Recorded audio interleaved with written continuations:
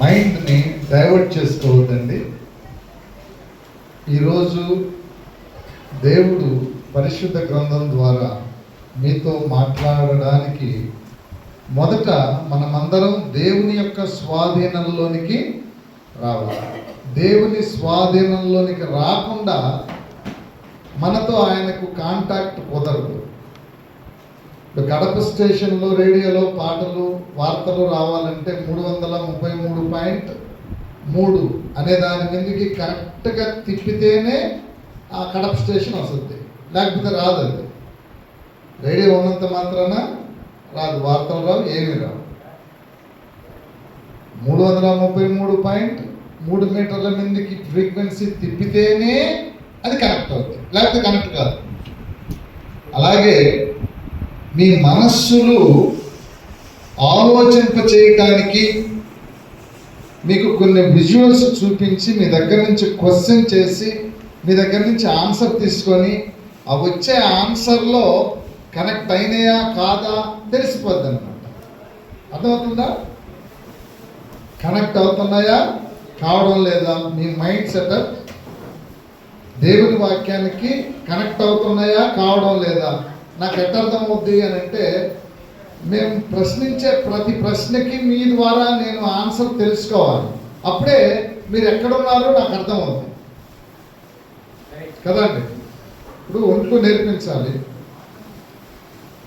గుణితాలు నేర్పించాలి, పెంచడం అంటే ఏంటో నేర్పించాలి, భాగించడం అంటే ఏంటో నేర్పించాలి. పెంచడం వేరు, భాగించడం వేరు. పెంచడాన్ని భాగించడాన్ని మీకు నేర్పించాలంటే మొదట ఏమి నేర్పించాలి? ఒట్లు నేర్పించాలి. 1, 2, 3 అవి వచ్చి ఉండాలి. అవి వచ్చిన వాళ్ళకి వాటితో కూడికలు అంటే ఏంటో, ఆ బేసిక్స్తో పెంచడం అంటే ఏంటో, ఆ బేసిక్స్తో తీసివేయడం అంటే ఏంటో, ఆ బేసిక్స్తోనే భాగించడం అంటే ఇవన్నీ నేర్చుకోవడానికి సాధ్యపడుతుంది. అసలు ఒంట్లో తెలియలేదు అనుకో, 1, 2, 3, 4, 5 ఇవే తెలియలేదు అనుకో, లేదు మాస్టర్ గారు మాకు పెంచడం నేర్పించండి అని అన్నారు అనుకోండి. పెంచడం నేర్పించమన్నప్పుడు నేనేమనుకుంటాను, ఆల్రెడీ మీకు 1, 2, 3 వచ్చి ఉంటాయేమో అని అనుకుంటాను. 3 తర్వాత ఎంత అని మధ్యలో అడిగాను. అంటే మీకు వచ్చో రాదో తెలుసుకోవడానికి 3 తర్వాత ఎంత అని అడిగాను. 9 రండి అని అన్నారు అనుకో. 3 తర్వాత ఎంత? 9 అని అన్నారు అనుకోండి. అప్పుడు నాకేమర్థమవుద్ది చెప్పండి? కాబట్టి మీరేమో పెంచడం నేర్పించమన్నారు. మీరు ఇచ్చిన ఆన్సర్ని బట్టి నేనేమి మీకు ముందు ఏమి నేర్పించాలని నాకు అనిపిస్తుంది. అప్పుడు మీ ఇష్టమేమో పెంచడం నేర్పించమని అడుగుతారు. నేనేమన్నాను? 3 తర్వాత ఎంత అని అడిగాను. అంటే మీకు మొదటగా ఒంట్లో వచ్చినో రావో తెలుసుకోవడం కోసం. 3 తర్వాత 9 పాస్టర్ గారు అని అన్నారు అనుకో. అప్పుడు నేను మీకు అప్పుడు కూడా మీరు ఆన్సర్ ఇచ్చిన తర్వాత కూడా నేను పెంచడం మీకు నేర్పించడానికి ప్రయత్నం చేస్తే మీరు నేర్చుకోగలరా? ఎందుకు? కారణం ఏంటి? అంటే ఒంట్లు క్రమంగా 1, 2, 3, 4, 5 అనేటి దానికి ఒక క్రమశిక్షణ ఉంది, వరుస ఉంది. ఆ వరుస ప్రకారమే నేర్చుకోవాలి. బైబుల్లో కూడా అంటే మీకు ఒంట్లు రావని కాదు నా ఉద్దేశం. ఒంట్లు అందరికీ వచ్చు, పసిబిడ్డలకు కూడా వచ్చు కదా ఒంట్లు. నీకు వచ్చిన ఒంట్లు వచ్చినా అంటే మనకందరికి రావని కాదు, వస్తాయి. బైబుల్లో ఉన్నటువంటి ఒక క్రమమైనటువంటి బోధ ఉంది, ఒక క్రమశిక్షణతో కూడిన స్టడీ బైబిల్ బోధ. ఆ క్రమంలో మనం నేర్చుకుంటేనే అది అర్థం అవుతుంది, లేకపోతే అర్థం కాదు. అవి నేర్చుకోవటానికి బేసిక్స్, మన నాలెడ్జ్ని పరీక్షించుకొని దాన్ని సరిచేసుకున్న తర్వాతనే బైబిల్లో ఉన్న ఒక్కొక్క పాఠాన్ని కనుక మనం నేర్చుకోగలిగితే చాలా సులువుగా యేసుక్రీస్తు ప్రభుల వారు చాలా సులభంగా చెప్పారు, ఈజీగా అర్థమైపోతాయి. అంత కష్టమైన విషయాలేమి. కనుక పరిశుద్ధ గ్రంథం మనకు అర్థం కావాలంటే మొదట మనకు మనమేంటో అర్థం కావాలి, మన జ్ఞానం ఏంటో అర్థం కావాలి. ఇంతకీ ఏంటి మనం నేర్చుకోవాల్సినటువంటి ముఖ్యమైనటువంటి సంగతి ఏంటి అని అంటే, మనిషి ఎన్ని రోజులు బతుకుతాడు అనుకున్నాం? రాత్రి బతుకుతారమ్మా? ఇప్పుడు బతికేది ఎన్ని ఏళ్ళు? 70 లేదంటే 80 90 సంవత్సరాలు లోపల అంతే, అవుట్. దీన్ని ఎక్స్టెన్షన్ చేసుకోవటానికి మనం సెర్చ్ చేస్తున్నాం. అది బైబిల్లో వెతుకులాడుతున్నాం, లేఖనాల్లో వెతుకులాడుతున్నాం. వెతుకులాడుతూ ఉండేటటువంటి వారిలో మన భాష ఏంటి? తెలుగు భాష. బైబిల్ రాయబడింది ఏ భాషలో? పాత నిబంధన అంతా హెబ్రీ లాంగ్వేజ్, కొత్త నిబంధన అంతా గ్రీక్ భాష. ఇప్పుడు ఆ భాషలో నుంచి మనం బైబిల్ నేర్చుకోవటానికి, తెలుగులో ఒక తర్జుమా చేసుకున్నాం. తెలుగు బైబిల్ మన దగ్గర ఉందంట. ఇప్పుడు తెలుగు బైబిల్లో కొన్ని పదాలు అంటే మీకు అర్థం కావడం కోసం చెప్తున్నాను. తెలుగు బైబిల్లో కుమ్మరి దగ్గరికి వెళ్ళు అని అంటాడు ఇర్మియా గ్రంథంలో. ఎవరి దగ్గరికి వెళ్ళు? కుమ్మరి దగ్గరికి వెళ్ళు. మీకు అర్థమైందా కుమ్మరి దగ్గరికి వెళ్ళడం అంటే? బాగా అర్థమైందా? ఏ చాకలివాడు అంత తెల్లగా ఉతకలేదు ఆ బట్టలు అని ఉంది ప్రకటన గ్రంథంలో. ఏం పేరు? ఎవరివాడు? చాకలి అంటే అర్థమైందా? అంటే బైబిల్లో కులాలు పునాదులు బైబిల్లో ఉన్నాయి అని నేను అంటాను. కుమ్మరోడు ఉన్నాడు అని అంటే బైబిల్లోనే కులాలు, బైబిల్ దేవుడే కులాలు పెట్టాడు. కులాలు అనేవి బైబిల్లో కూడా ఉన్నాయి. కరెక్టే అని నమ్ముదామా?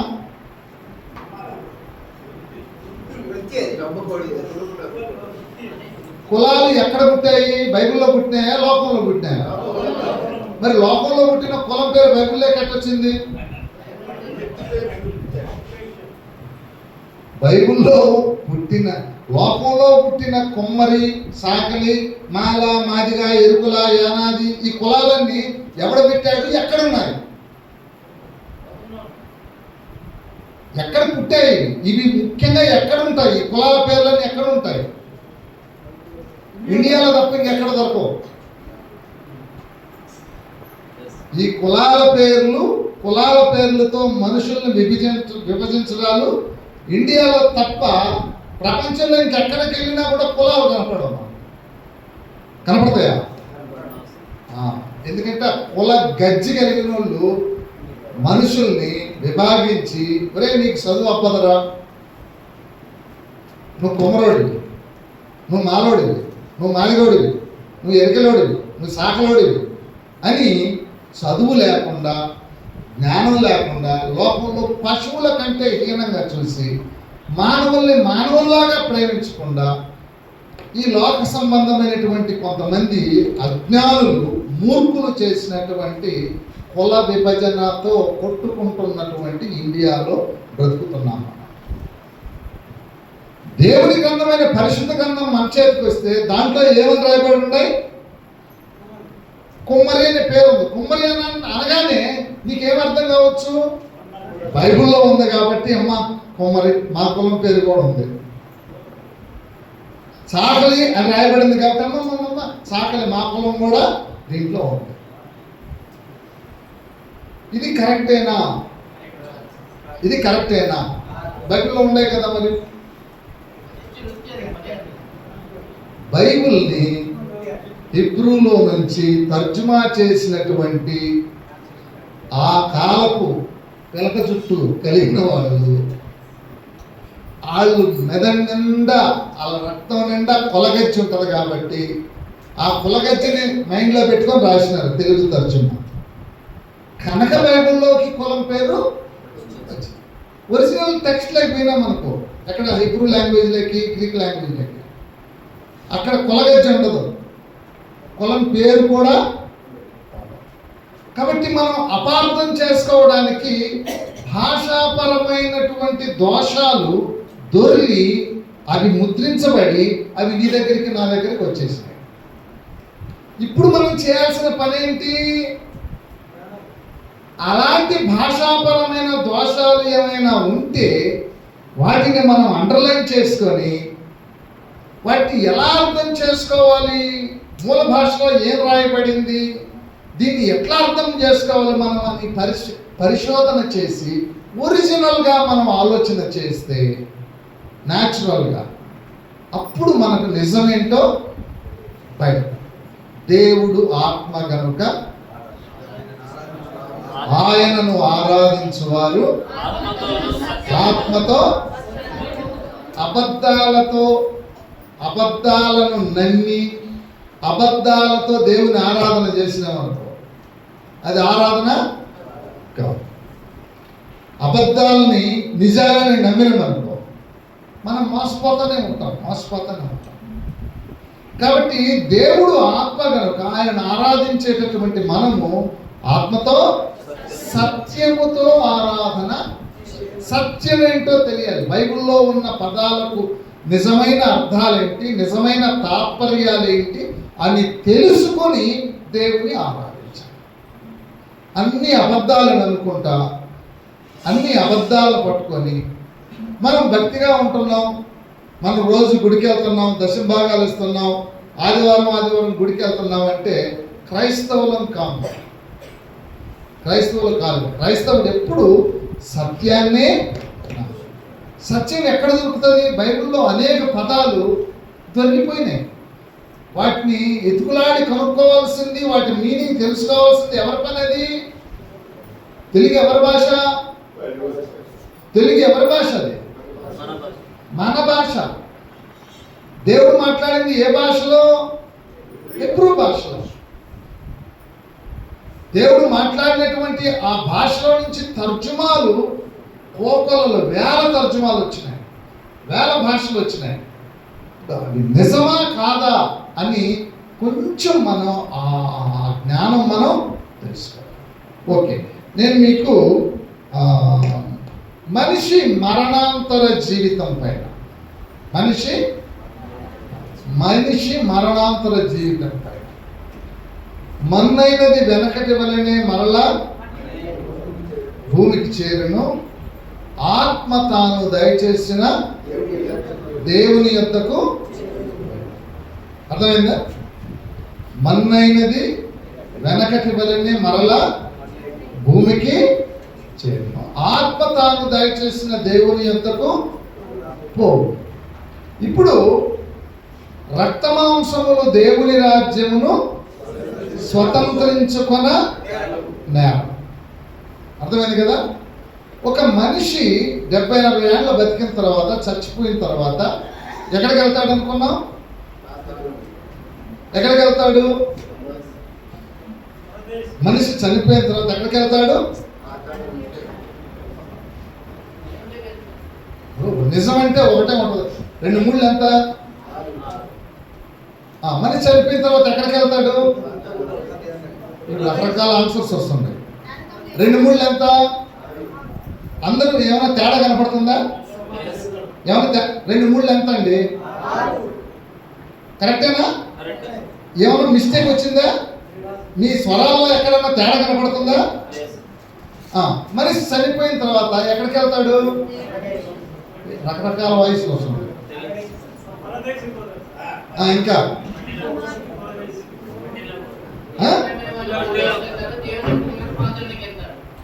అండి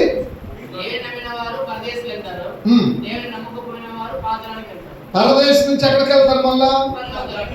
అంటే ఫైనల్ డెస్టినేషన్ ఏది? ఫైనల్ గా అంటే బండి ఆగకుండా కాసేపు ఉంటాంలేండి ఎక్కడో ఒక చోట. ఇప్పుడు ఆ నుంచి ఫైనల్ డెస్టినేషన్ ఏది? మనిషి పరలోకం వెళ్తారు. రైట్. ఇప్పుడు అర్థమైంది కదా? ఇది మన్న అనేది వెనకడం వల్లే మన్న అయిపోయింది. ఆత్మ అంటే ఏంటి? ఆత్మ అంటే మీకు ఎవరికన్నా ఆత్మ కనపడిందా? ఎప్పుడన్నా చూసినారా? ఎవరు చూసింటే చెప్పండి. నిజం చెప్పండి, అబద్ధాలు చెప్పొద్దండి. ఇప్పుడే దేవుడు ఆత్మ కనుక ఆయన ఆరాధించేవారు సత్యం చెప్పాలా, నేను అబద్ధాలు చెప్పకూడదు. దేవుని మందిరంలో ఉంది. ఇప్పుడు ఆ చనిపోయిన తర్వాత శరీరం ఏమైపోద్ది? మట్టి అయిపోద్ది. ఆత్మ ఎక్కడికి పోద్ది? పరదేశికి, పరదేశంలో నుంచి పరలోకానికి వెళ్ళిపోయింది కదా.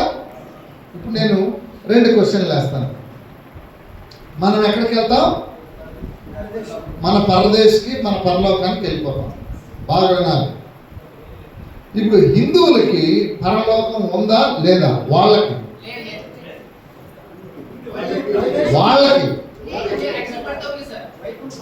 వాళ్ళకు ఉందా లేదా? వాళ్ళకు ఉందా లేదా?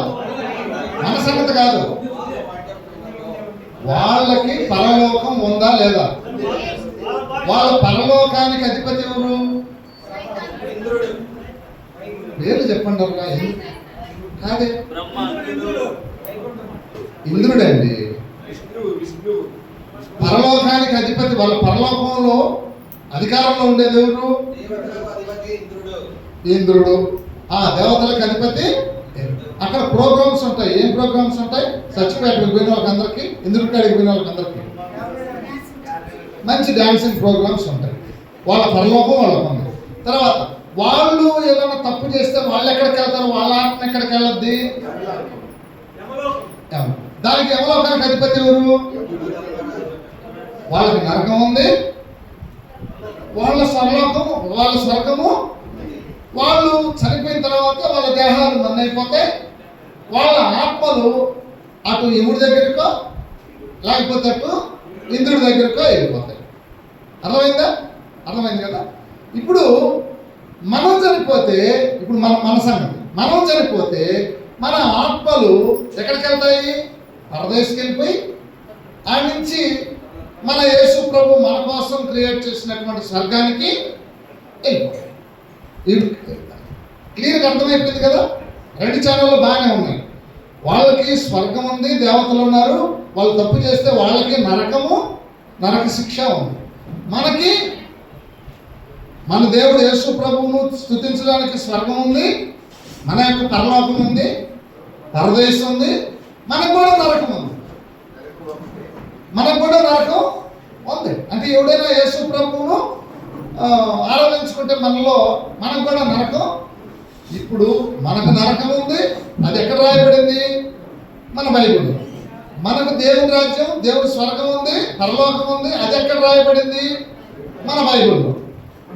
మన దేవుడు ఎవరు? యేసు ప్రభు. ఇప్పుడు మీకు మనకు బాగా అర్థమైంది అనుకుంటాను. విషయం బాగా అర్థమైంది. ఇప్పుడు మనము వెళ్ళి ఎవరి దగ్గరికి? హిందువు దగ్గరికి వెళ్ళి, మీరు యేసు ప్రభువును నమ్ముకోకపోతే నరకానికి పోతావు అని అన్నాం అనుకోండి. అప్పుడు అవతల పక్క వాడు ఈ విధంగా అంటాడు, ఏమని? పాస్టరు, మా యముడి దగ్గరికి పోతాం మేము తప్పు చేస్తే, పాపం చేస్తే. మీ యేసు ప్రభువు సృష్టించిన నరకానికి మేము బాగా అర్థం చేసుకోవాలి. మాకు యముడు ఉన్నాడు, మాకు నరకం. అక్కడికి వెళ్తాం. అక్కడ రంపాలతో కోస్తారు, నూనెలేసి ఏంపుతారు, రకరకాల శిక్షలు ఉన్నాయి. అర్థమైందా? ఒకవేళ మేము మా పూజారి చెప్పినట్టు, మా వేదాలు చెప్పినట్టు, మా గ్రంథాలు చెప్పినట్టు పరిశుద్ధంగా కనుక జీవించి, మాంసం తినకుండా పరిశుద్ధంగా కనుక జీవిస్తే మేము డైరెక్ట్గా ఎక్కడికి వెళ్తాం? ఇంద్రుడి దగ్గరికి, స్వర్గానికి. అక్కడ మాకు కంప్లీట్ సుఖభోగాలు, శాశ్వత జీవం, నిత్య జీవం అన్నీ అక్కడ ఉంటాయి. మాకు అన్నీ ఉంటాయి. మీ యేసు ప్రభు నిర్మాణం చేసిన కట్టుకున్న స్వర్గం దగ్గరికి మేము రాము. మాకు అవసరం ఏంటి? మీ యేసు ప్రభువుగా మీ తప్పులు చేసిన వాళ్ళకి నరకం వేస్తారే, ఆ నరకంలోకి మేము రాము. మా సెక్షన్ మాది, మీ సెక్షన్ మీది. ఇప్పుడు చెప్పే యేసు ప్రభువుని ఎందుకు నమ్ముకోవాలి అని ఇప్పుడు ఇలా ఉంది కదా. నిజంగా యేసు ప్రభువుని నేను ఎందుకు నమ్ముకోవాలో చెబితే నేను కన్వర్ట్ అని అన్నాడు అనుకోండి. ఇప్పుడు వాడికి మనం ఏం చెప్పగలం చెప్పండి? ఇలాంటి వాడికి మనం ఏం చెప్పలే. క్వశ్చన్ వేసినాడు, ఏమని? అది క్లియర్గా చెప్తున్నాడు, మీ యేసు ప్రభు యొక్క స్వర్గానికి మేము రాము, మీ యేసు ప్రభు సృష్టించిన నరకానికి మేము, మా నరకానికి యముడి దగ్గరికి మేము వెళ్తాం, మా స్వర్గానికి మా ఇంద్రుడి దగ్గరికి మేము చచ్చిపోయాం. యేసు ప్రభువును ఎందుకు నమ్ముకోవాలో కరెక్ట్గా చెప్పండి, నేను నమ్ముకోను. గొడవలొద్దు, తగులొద్దు అని అన్నాడు అనుకోండి. ఇప్పుడు కరెక్ట్గా ఆన్సర్ చెప్పాలి,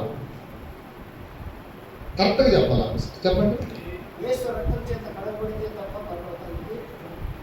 అది మీకండి, అర్థమవుతుందా మీరు చెప్పేది? అది మీకు, అది మా దగ్గరికి మేము వెళ్తాం, మాకు స్వర్గం ఉంది. మీరు బాగా అందుకనే ఇంత క్లియర్గా అయిపోయింది. ఎందుకు ఆయన వల్ల నేను వాడి పక్షంగా నేనే మాట్లాడతా, అవతలవాడి పక్షంగా నేనే మాట్లాడతా. మళ్ళీ వాడిని ఎందుకు తప్పుడు చేయడం, కొట్లాట్లు దేనికి? మీ యేసు ప్రభు రక్తం చేత మీరు శుద్ధీకరించబడితే మీరు పరలోకానికి వెళ్తారు, మంచిదే. మాకు పరలోకం లేదని మీరు అంటారా? మా పరలోకం ఉంది, మా గ్రంథాలు ఉన్నాయి, మా పూజారులు ఉన్నారు, మా నమ్మకాలు మాకు ఉన్నాయి. మీ గ్రంథం తప్పని మేము ఉండాల, మీ బైబిల్ మీకు ఉంది, మీ యేసు ప్రభు మీ దేవుడే. మీరు పరలోకానికి యేసు ప్రభువుని అనుకుంటే మీ పరలోకానికి మీరు వెళ్తారు.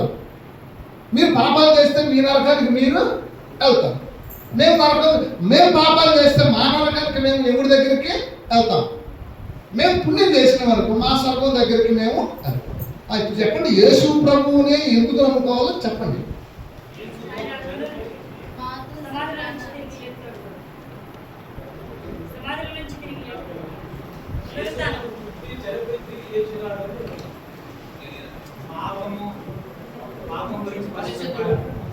మా గంగాజలంతో శుద్ధీకరణ చేస్తామండి, సంవత్సరానికి ఒకసారి మునుగుతామడ.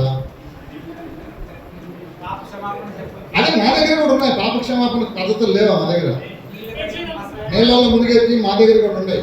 ఆ పూజారులు తల మీద కాలు పెట్టి నీళ్లు పోసి ఆ నీళ్ళు కనుక కారణి అనుకోండి మా పాపాలన్నీ పోతాయి. మా వాళ్ళు చెప్పినారు అయ్యింది. ఎక్కడ గోల్డ్ ఉన్నాయి పాపాలు ఎక్కడ క్షమించబడాలను వాళ్ళ గ్రంథాల్లో మనం చెప్పాల్సిన పనిలే. క్షమించబడతాయని ఉంటాయండి. ఆ గంగానదిలో మునిగితే పాపాలను, గంగానదిలో ఎందుకు మునగడానికి పోతున్నారు వాళ్ళంతా? అయిపోయింది. ఇంక మళ్ళీ దానికి ఆర్గ్యుమెంట్ దేనికి? అది మీకోసం, అది మీకోసం ప్రాణం పెట్టాడు. మీ పాపాల కోసం మీ యేసు ప్రభు ప్రాణం పెట్టాడు కనుక మీ యేసు ప్రభువుని మీరు నమ్ముకుంటే స్వర్గానికి, మీ స్వర్గానికి మీరు వెళ్తారు, మా స్వర్గానికి రావాలి. ఏమా మా దేవుడు ఉన్నారు, మాకు కూడా దేవుడు ఉన్నారు.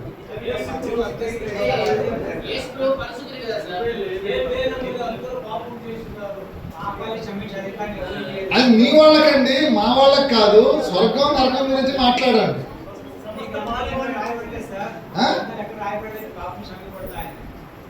బోల్డ్ ఉన్నాయండి, పిల్లలు చెప్తున్నారు. లేవని మనం ఏంటో చెప్తాం? వాళ్ళు చేసే పుణ్యకార్యాలని పాపాలు పోవడం కోసమే. వాళ్ళు చేసేటన్ని గోదానం భూదానం అవన్నీ ఎవరు దేనికోసం చేస్తారు? గోదానము, భూదానము, వస్త్రదానము, ఈ పుణ్యకార్యాలు, యజ్ఞ యాగాదులు ఇవన్నీ దేనికోసం వాళ్ళు చేసేది? ఫినిష్ అయిపోయింది. మీరు ఒకసారి నీళ్ళలో మునిగి ఒకసారి మునిగి లేస్తేనే మీ పాపం పోయిందని మీరు నమ్ముతారు. మేము అట్టగాదే, ప్రతిసారి యజ్ఞం చేస్తాం, ప్రతిసారి భూదానం చేస్తాం. మా పాపాలు పోగొట్టుకోవడానికి ఉత్త స్నానం ఏదో ఒకటి చేస్తూనే ఉంటాం. కన్ను పెరిగిచ్చేస్తాం, గుడ్డీలు నరికిచ్చేస్తాం, గుండెలు చీల్చిచ్చేస్తాం. నా దగ్గర చాలా ఉండే త్యాగాలు అని అంటాడు. ఇప్పుడు మీకు ఈ ప్రశ్నకు ఎంత కష్టమో మనకి అర్థమైంది కదా. ఈ ప్రశ్న ఇలాగే కనుక డిస్కషన్ కొనసాగితే మనం చెప్పడానికి నోరు కూడా రాదు. ఇంకా వాడికి యేసు ప్రభువుని గురించి ఏం చెప్పాలో కూడా అర్థం కానీ. లిజన్ కేర్ఫుల్, జాగ్రత్తగా. ఇప్పుడు నేను నీకు కొన్ని బేసిక్స్ హిస్టారికల్గా, సైంటిఫిక్గా, బిబ్లికల్గా మనం తెలుసుకోవాల్సిన విషయం. ఎందుకంటే ఇంతకు ముందు సువార్త చెప్పే పరిస్థితులు లేదు. మనం నిజం తెలుసుకొని ఎలా చెప్పాలో, ఏ విధంగా వాళ్ళతో మాట్లాడాలో, బైబిల్ ఏ విధంగా మనం తెలియ చెప్పాలో అలాగా మనం తెలియ చెప్పకపోతే మాత్రం వాళ్ళు నమ్మేటటువంటి ప్రసక్తే. కనుక జాగ్రత్తగా మనం గుర్తుపెట్టుకోవాలి. నేను మీకు ఇది దాదాపుగా పంతులు నాయక్ గారు నేను కలిసి ఉన్నప్పుడు చేసిన వీడియో. ఇది అప్పటి నుంచి నేను అలాగే పెట్టుకొని ఉన్నాను, మీకు తెలియజేస్తున్నాను.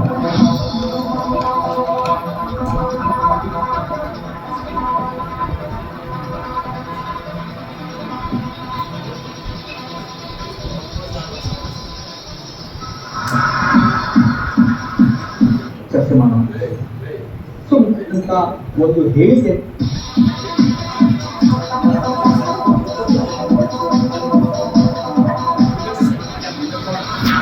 ಮಾಡಿರ್ತಕ್ಕಂಥ ಪ್ರಕರಣದಲ್ಲಿ 3 ಸ್ವಾಮೀಜಿಗಳು ఈ వీడియో ఎట్టున్నారా కొంతమంది వచ్చేసారు అయినా చిన్నపిల్లలంతా వచ్చేసారు చిన్న బిడ్డలంతా వచ్చేసారు మీరు ముందుకు వచ్చేసారు ఎట్లా ఈ పక్క వచ్చేసేవా పర్లేదు కూర్చొని వాళ్ళు ఎంతో ఆస్తి వచ్చినారు వాళ్ళు కూర్చో చదువుకోండి ముందు చదువుకోండి కూర్చోండి. ఈ వీడియో ఎక్కడ నుంచి తీసుకున్నదో తెలుసా మీకు? కర్ణాటక స్టేట్లో ఉన్నప్పుడు TV9లో వచ్చింది. దేంట్లో వచ్చింది వీడియో? దాన్ని డౌన్లోడ్ చేసుకొని ఈ విషయాన్ని నేను మీకు ఈ సాక్ష్యాధారాలతో నిరూపించడానికి చెబుతున్నాను. ఏంటి సంగతి అని అంటే, ఒక సాధువు 3 శిష్యుల్ని పెట్టుకొని, డిసైపుల్స్ అంటారు కదా శిష్యులు, నేను జీవ సమాధి అయిపోతున్నాను. ఎవరు? ఆ సాధువు. నేను జీవ సమాధి అయిపోతాను, జీవ సమాధి అయిపోయిన తర్వాత నేను కైలాసానికి వెళ్తాను. ఎక్కడికి వెళ్తాను? కైలాసానికి వెళ్ళిపోతాను. మీరు ముగ్గురు కూడా కొన్ని సంవత్సరాల తర్వాత మీరు కూడా కైలాసానికి వస్తారు. అక్కడ మనం శాశ్వతంగా పర్మనెంట్గా ఉంటాం. కాబట్టి నేను జీవ సమాధి అయిపోతున్నాను అని చెప్పి తనకు తాను జీవ సమాధి అయిపోయి ఆ సమాధిలో కొన్ని రోజుల తర్వాత, కొన్ని నెలలకే ఆ శిష్యులకి బోరు కొట్టింది. ఏ శిష్యులకి? ఆ సాధు శిష్యులకి బోరు కొట్టింది. బోరు కొట్టి వాళ్ళు ఏం చేశారంటే, మేము కూడా మా గురువు దగ్గరికి వెళ్ళాలనుకుంటున్నాం, కాబట్టి మేము ఒక నిర్ణయం తీసుకున్నాం. ఏంటి ఆ నిర్ణయం అంటే, పెద్ద గొయ్య ఒకటి తీయించుకొని, పెద్ద ఒకటి తీయించి 2 మనుషుల లోతు స్టెప్స్ దిగి కిందికి వెళ్ళిపోయారు. ఆ గోతి నిండా ఒక లేయర్ మొత్తం కర్పూరపు బిళ్ళలతో పోయించారు. ఆ కర్పూరపు బిళ్ళల మీద నిలబడుతున్నారు. బాగా ఇంతవరకు బస్తాలతో వాళ్ళ చుట్టాలే, వాళ్ళ బంధువులే కర్పూరపు బిళ్ళలన్నీ బస్తాలతో చేసి తెచ్చి పూయించుకున్నారు. ఆ గోయిని ఒక ప్రమిద వెలిగించుకొని ఏవో మంత్రాలు చదువుకొని ముగ్గురు ఒకేసారి ఆ ప్రమిదల్ని విడిచిపెట్టేశారు. 15 మినిట్స్లో ఖాళీ బూడిదైపోయినారు. మీడియం TV9 మీడియా షూటింగ్ చేస్తుంది, ఖాళీ బూడిదైపోయింది. వాళ్ళ ఇంటెన్షన్ ఏంటి? ఎక్కడికి పోదాం అనుకుని కాల్చుకొని బూడిద చేసుకున్నారు వాళ్ళు. ఏం పోతుంది కైలాసానికి? ఏం పోతుందని వల్ల, అంతే కదా. దాన్ని వీడియో రూపంలో నేను మీకు క్లియర్గా చూపిస్తున్నాను. ಮಾಡೋಕ್ಕಿಂತ ಮುಂಚೆ ದಾಖಲಿಸಿರ್ತಕ್ಕಂಥ ಈ ವಿಡಿಯೋಗ್ರಾಫಲ್ಲಿ ಮಾಡಿರ್ತಕ್ಕಂಥ ಒಂದು ಪ್ರಮುಖ ಅಂಶವನ್ನು ನಾವಿಲ್ಲಿ ಗಮನಿಸಬೇಕಾಗಿದೆ. ಆ ಅಂಶ ಏನು ಅಂತ ಹೇಳುವಂಥದ್ದು ನೋಡೋಣ. ಸೊ 3 ಸ್ವಾಮೀಜಿಗಳು ತಮ್ಮ ವಿಡಿಯೋ ರೆಕಾರ್ಡಿಂಗ್ ಟೇಪ್ನಲ್ಲಿ ದಾಖಲಿಸಿರ್ತಕ್ಕಂತಹ ಪ್ರಮುಖವಾದಂತಹ ಒಂದು ಹೇಳಿಕೆ ಹೇಳಿದ್ರೆ, ಕೈಲಾಸದಲ್ಲಿ ಗುರು ಸೇವೆ ಮಾಡಬೇಕು ನಾವು, ಆ ಕಾರಣಕ್ಕಾಗಿ ನಾವು ಅಗ್ನಿ ಪ್ರವೇಶವನ್ನು ಮಾಡಿ ದೇಹ ತ್ಯಾಗ ಮಾಡಿ ನಮ್ಮ ಗುರುಗಳನ್ನ ನಾವು ಕೈಲಾಸಕ್ಕೆ ಹೋಗಿ ಸೇರ್ತೇವೆ ಅಂತ ಹೇಳುವಂಥದ್ದನ್ನ 3 ಮಂದಿ ಸ್ವಾಮೀಜಿಗಳು ತಮ್ಮ ಈ ಹೇಳಿಕೆಯಲ್ಲಿ ಹೇಳಿದ್ದಾರೆ. ಈ ವಿಡಿಯೋ ರೆಕಾರ್ಡಿಂಗ್ ನಲ್ಲಿ ಅವರ ಸೌಂಡ್ ಬೈಟ್ ಸಹ ಇಲ್ಲಿ ರೆಕಾರ್ಡ್ ಆಗಿರುವಂತದ್ದು. 3 ಮಂದಿ ಸ್ವಾಮೀಜಿಗಳು ಹೇಳಿರುವಂತದ್ದು, ಕೈಲಾಸಕ್ಕೆ ನಾವು ಹೋಗಿ ನಾವು ಅಲ್ಲಿ ಗುರು ಸೇವೆ ಮಾಡಬೇಕು ಅಂತ ಹೇಳುವಂಥದ್ದು. ನಿಜವಾಗ್ಲೂ ಕೈಲಾಸಕ್ಕೆ ಹೋಗಿ ಗುರು ಸೇವೆ ಮಾಡಬಹುದೇ ಅಂತ ಹೇಳೋದಕ್ಕೆ ಆಧ್ಯಾತ್ಮ ಲೋಕ ಏನ್ ಹೇಳುತ್ತೆ ಅಂತ ಹೇಳುವಂಥದ್ದನ್ನ ನಾವಿಲ್ಲಿ ಚರ್ಚೆ ಮಾಡೋಣ. ಸೊ ಮುಖ್ಯವಾಗಿ ವೀರಭದ್ರ ಚನ್ನಸ್ವಾಮಿ ತಾವು ಈಗಾಗಲೇ ಹೇಳ್ತಾ ಇದ್ದೀವಿ, ಕೈಲಾಸ ಅಂತ ಹೇಳುವಂಥದ್ದು ಇನ್ನೊಂದು ಲೋಕದಲ್ಲಿದೆ, ಆಕಾಶದಲ್ಲಿದೆ ಅಂತ ಹೇಳ್ತಕ್ಕಂಥದ್ದು, ಅದು ಭೂಮಿ ಮೇಲೆ. ఈ వీడియోలో విషయం ఏంటి చెప్పండి? ఇది నేనేదో మీకు కట్టుకథ చెప్పడం, ఇది డైరెక్ట్ గా TV9లో వచ్చిన వీడియో. చెప్పేది విషయం ఏంటి? 3 మనుషులు కైలాసం పోవడం కోసం తమకు తాము కాల్చుకొని లైవ్ లో చచ్చిపోయారు. ఎక్కడికి పోవడం కోసం? ఎలా? తమను తాము కాల్చుకొని ఎక్కడికి పోవడం కోసం? ఇప్పుడు మనం పరలోకం పోవడానికి మనం ఏం చేసుకోవాలి? ఏం చేద్దాం చెప్పండి.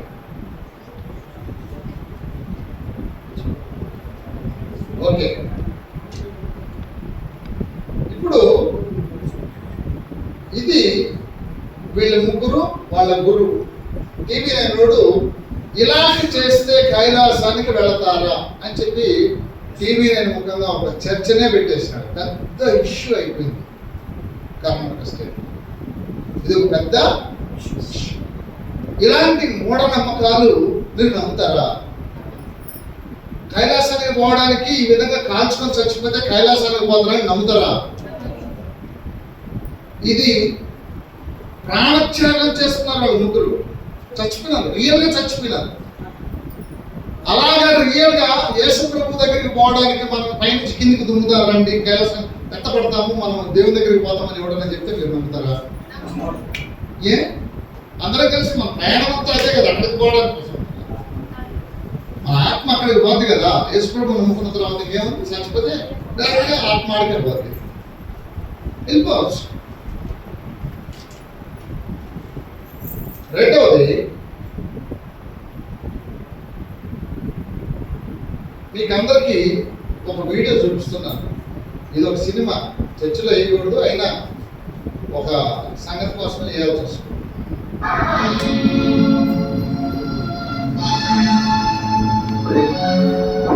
చూసేసింది సాక్షిగా రాను వీళ్ళు మాయమాటలు మన కళ్ళ జ్ఞానం అంతా పంపుతున్నాయి. కొద్ది ఎలాగో తీసుకుంది కాక ముందు కప్పేద్దాం.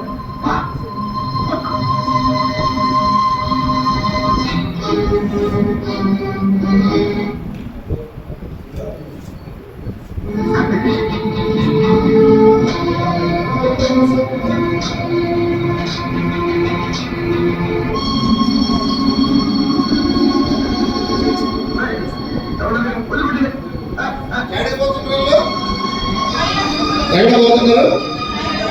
కనీసం బాబీ కావాలి కూడా చేంజ్ కావాలి, డ్రెస్ కూడా అట్నే ఉంది బాబు.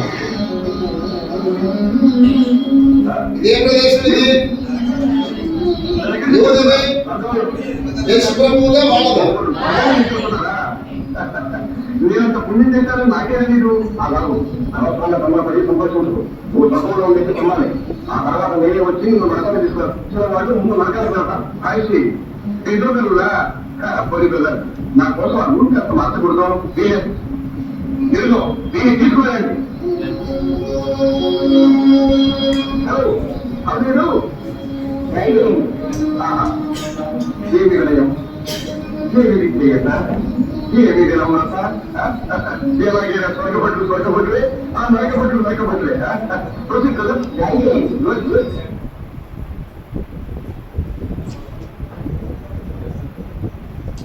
ఇప్పుడు ఒక పాట ఒక వ్యక్తి పాడాడు. ఏం పాట చూడండి. ఈ పాట ఎంతమందికి వచ్చు?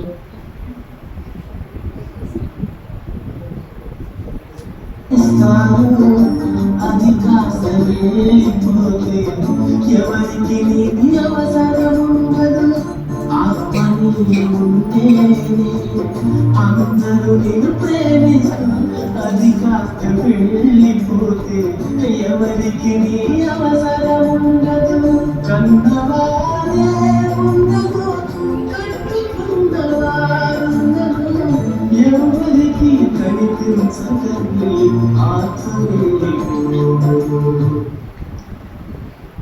ఎక్కడికి వెళ్ళిపోయింది ఆత్మ? ఇదేముంది? ఇదేముడు మాత్రం ఇది ఈ పాటలో మాత్రం మనదా? మనలో కూడా మన ఆత్మ అడిగిపోతే అప్పుడు వాళ్ళది రైట్ సార్. ఇప్పుడు మనం ఒక విషయాన్ని దీన్ని ఇలాగే పెట్టుకుని దీన్ని ఇలాగే మనం పాస్గా పెట్టుకుందాం. ఒక సంగతిని ధ్యానం చేస్తాం.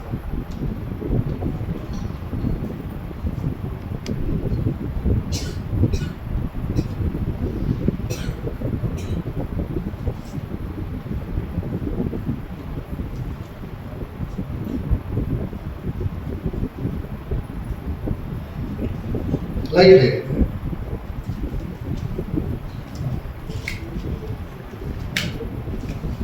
Christian foundation. ఇది వేరే పేరు. ఫౌండేషన్ అంటే అర్థం ఏంటి?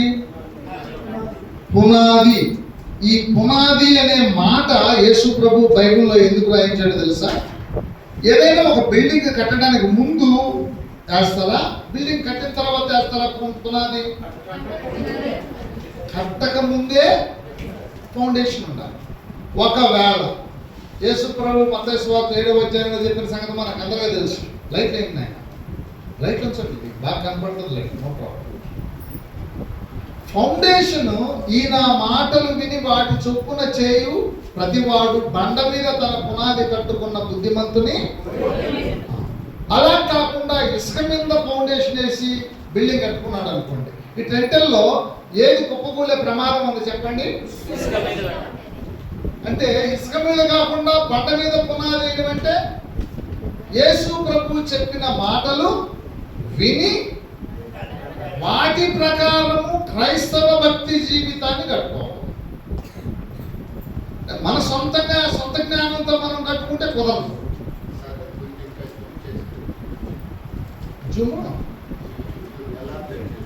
ఇదే ఇది ఇంకా ఎలా బ్లడ్ కాదు చెప్తా. కనపడటం లేదా? అక్షరాలు కనపడటం లేదా? అక్షరాలు కనపడడానికి ఇంకంతే.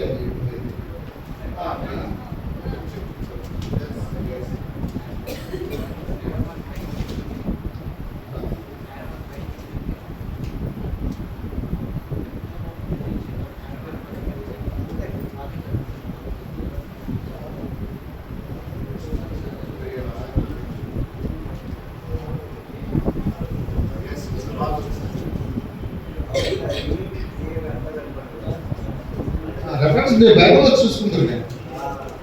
మీరు బైబిల్లో చూసుకుంటారు. హెబ్రీ పత్రిక 6వ అధ్యాయం మొదటి 2 వచనాలు చదవండి. హెబ్రీ పత్రిక 6వ అధ్యాయం మొదటి 2 వచనాలు. కాబట్టి నిర్జీవ క్రియలను విడిచి మారు మనస్సు పొందుటయు దేవుని యందలి విశ్వాసము బాప్తిస్మములను కూర్చిన బోధయు హస్త నిక్షేపణమును మృతుల పునరుద్ధానమును తీర్పును